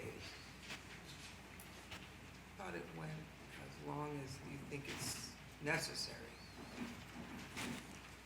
The declaration. We can ask the city attorney, do you know about the governor's emergency declaration? I think that's only effect for 30 days, isn't that correct? The declaration in itself says it shall be in effect until I say otherwise. The price gouging protection section. I don't know how long the declaration is going to last. It can be extended, and if it's extended, then that 30 days goes further out, but I don't know how long. But we haven't heard of it being extended, so. That's correct. Yeah.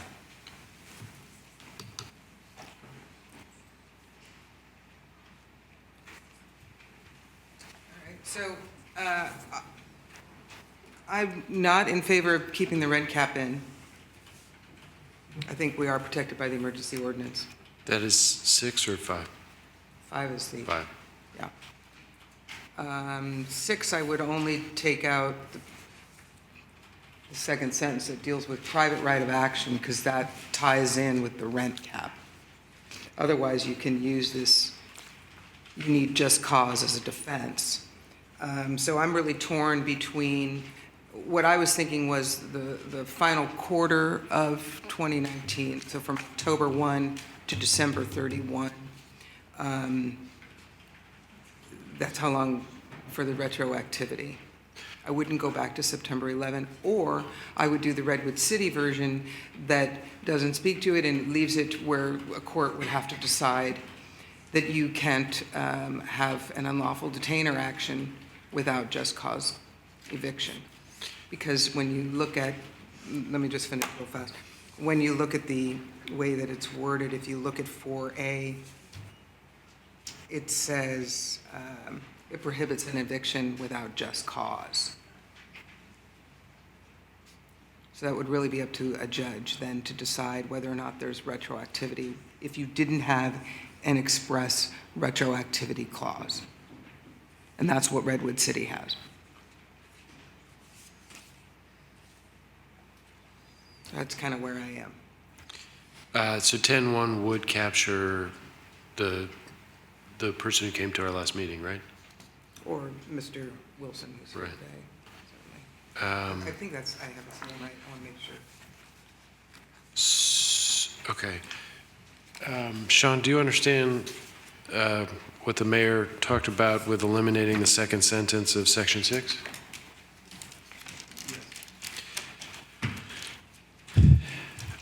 And Diane, you want to eliminate Section 5 altogether? Yeah. And you'll either do 10-1 to 1231 or get rid of it altogether, is that? And mirror Redwood City. That's where I'm kind of Okay. torn. Because I'm gonna make that motion that we adopt an ordinance in line with what the mayor just said, the version that would start at October 1st and go through December 31st, get rid of Section 5 and eliminate the second sentence of Section 6. Is that clear, Sean? That's correct. That's my motion. So can I ask for some clarification? What does that leave?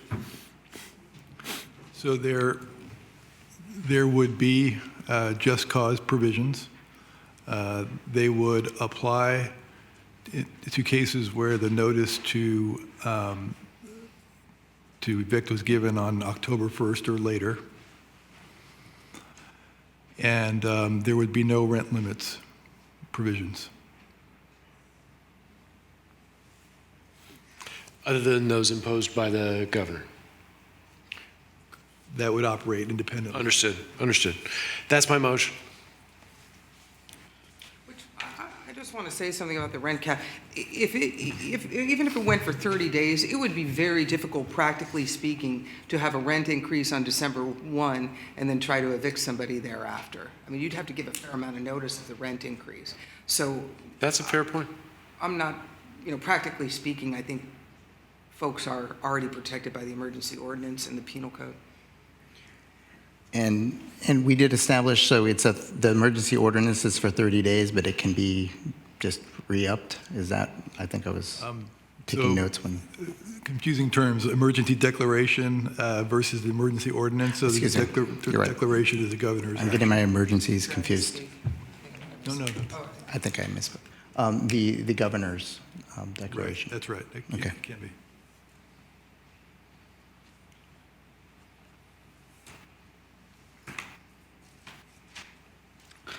I think I can go with that. So I'll second that motion. The fourth quarter? Yep. So I have a question, though. I mean, if the governor's emergency declaration protects them, and maybe it won't, right? Maybe when it'll end, okay? But it sounds like we're saying, well, the governor's thing covers us, so that's good enough. But what if it doesn't, right? And we have people here who are being evicted right now, economic evictions, right? They're being hit with high rents, they can't afford them, they got to leave. So that's okay. I mean, I hate to ask you, I know, it's a tough question, but. There's a cap in place right now. It goes back. Thanks. We've already closed public comment, so if I could just, if we can let the council deliberate, please. The cap in place right now? Yes, it is. By way of the emergency ordinance and the penal code, that's the anti-gap. Yeah, right. For some period of time, which is uncertain. 30 days from its enactment. Which takes you to the end of November, which would make it logistically very difficult to give enough notice for renting. Yeah, I hear that, right, okay. Thank you.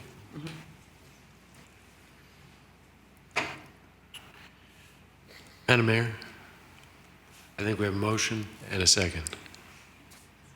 Okay, well then I guess I got to call for the vote, unless there's further discussion on it. No further discussion? No. Okay. All right, so we have a motion on the floor we have a motion that would be for 4F to read, I'm going to propose some language, if that's okay. The provisions of this section shall apply to all residential rental units not specified as exempt from its requirements where a notice to vacate or quit any such rental unit has been served within the fourth quarter of 2019 from October 1, 2019 to December 31, 2019. That was the intention of my language. I figured as much. And then you would strike the second sentence of section 6 and strike section 5 altogether, which means you'd probably have to renumber things, but I figured those Arabic numbers aren't too challenging. We can do that part. All right, so do we have a motion and a second, and let's ready to take a vote. All those in favor? Aye. Aye. Okay, that passes 4-0. It's what you needed. All right, anything else we have on the agenda? Reports and announcements. Nope. So, What do you want? oh, I would just like to say that I had the privilege of going to the Library Foundation's 25th anniversary. They're doing great work, and it keeps the library going, and it was a real pleasure to be there. Boy, that place is active on a Saturday morning. Anything else? I think it's time to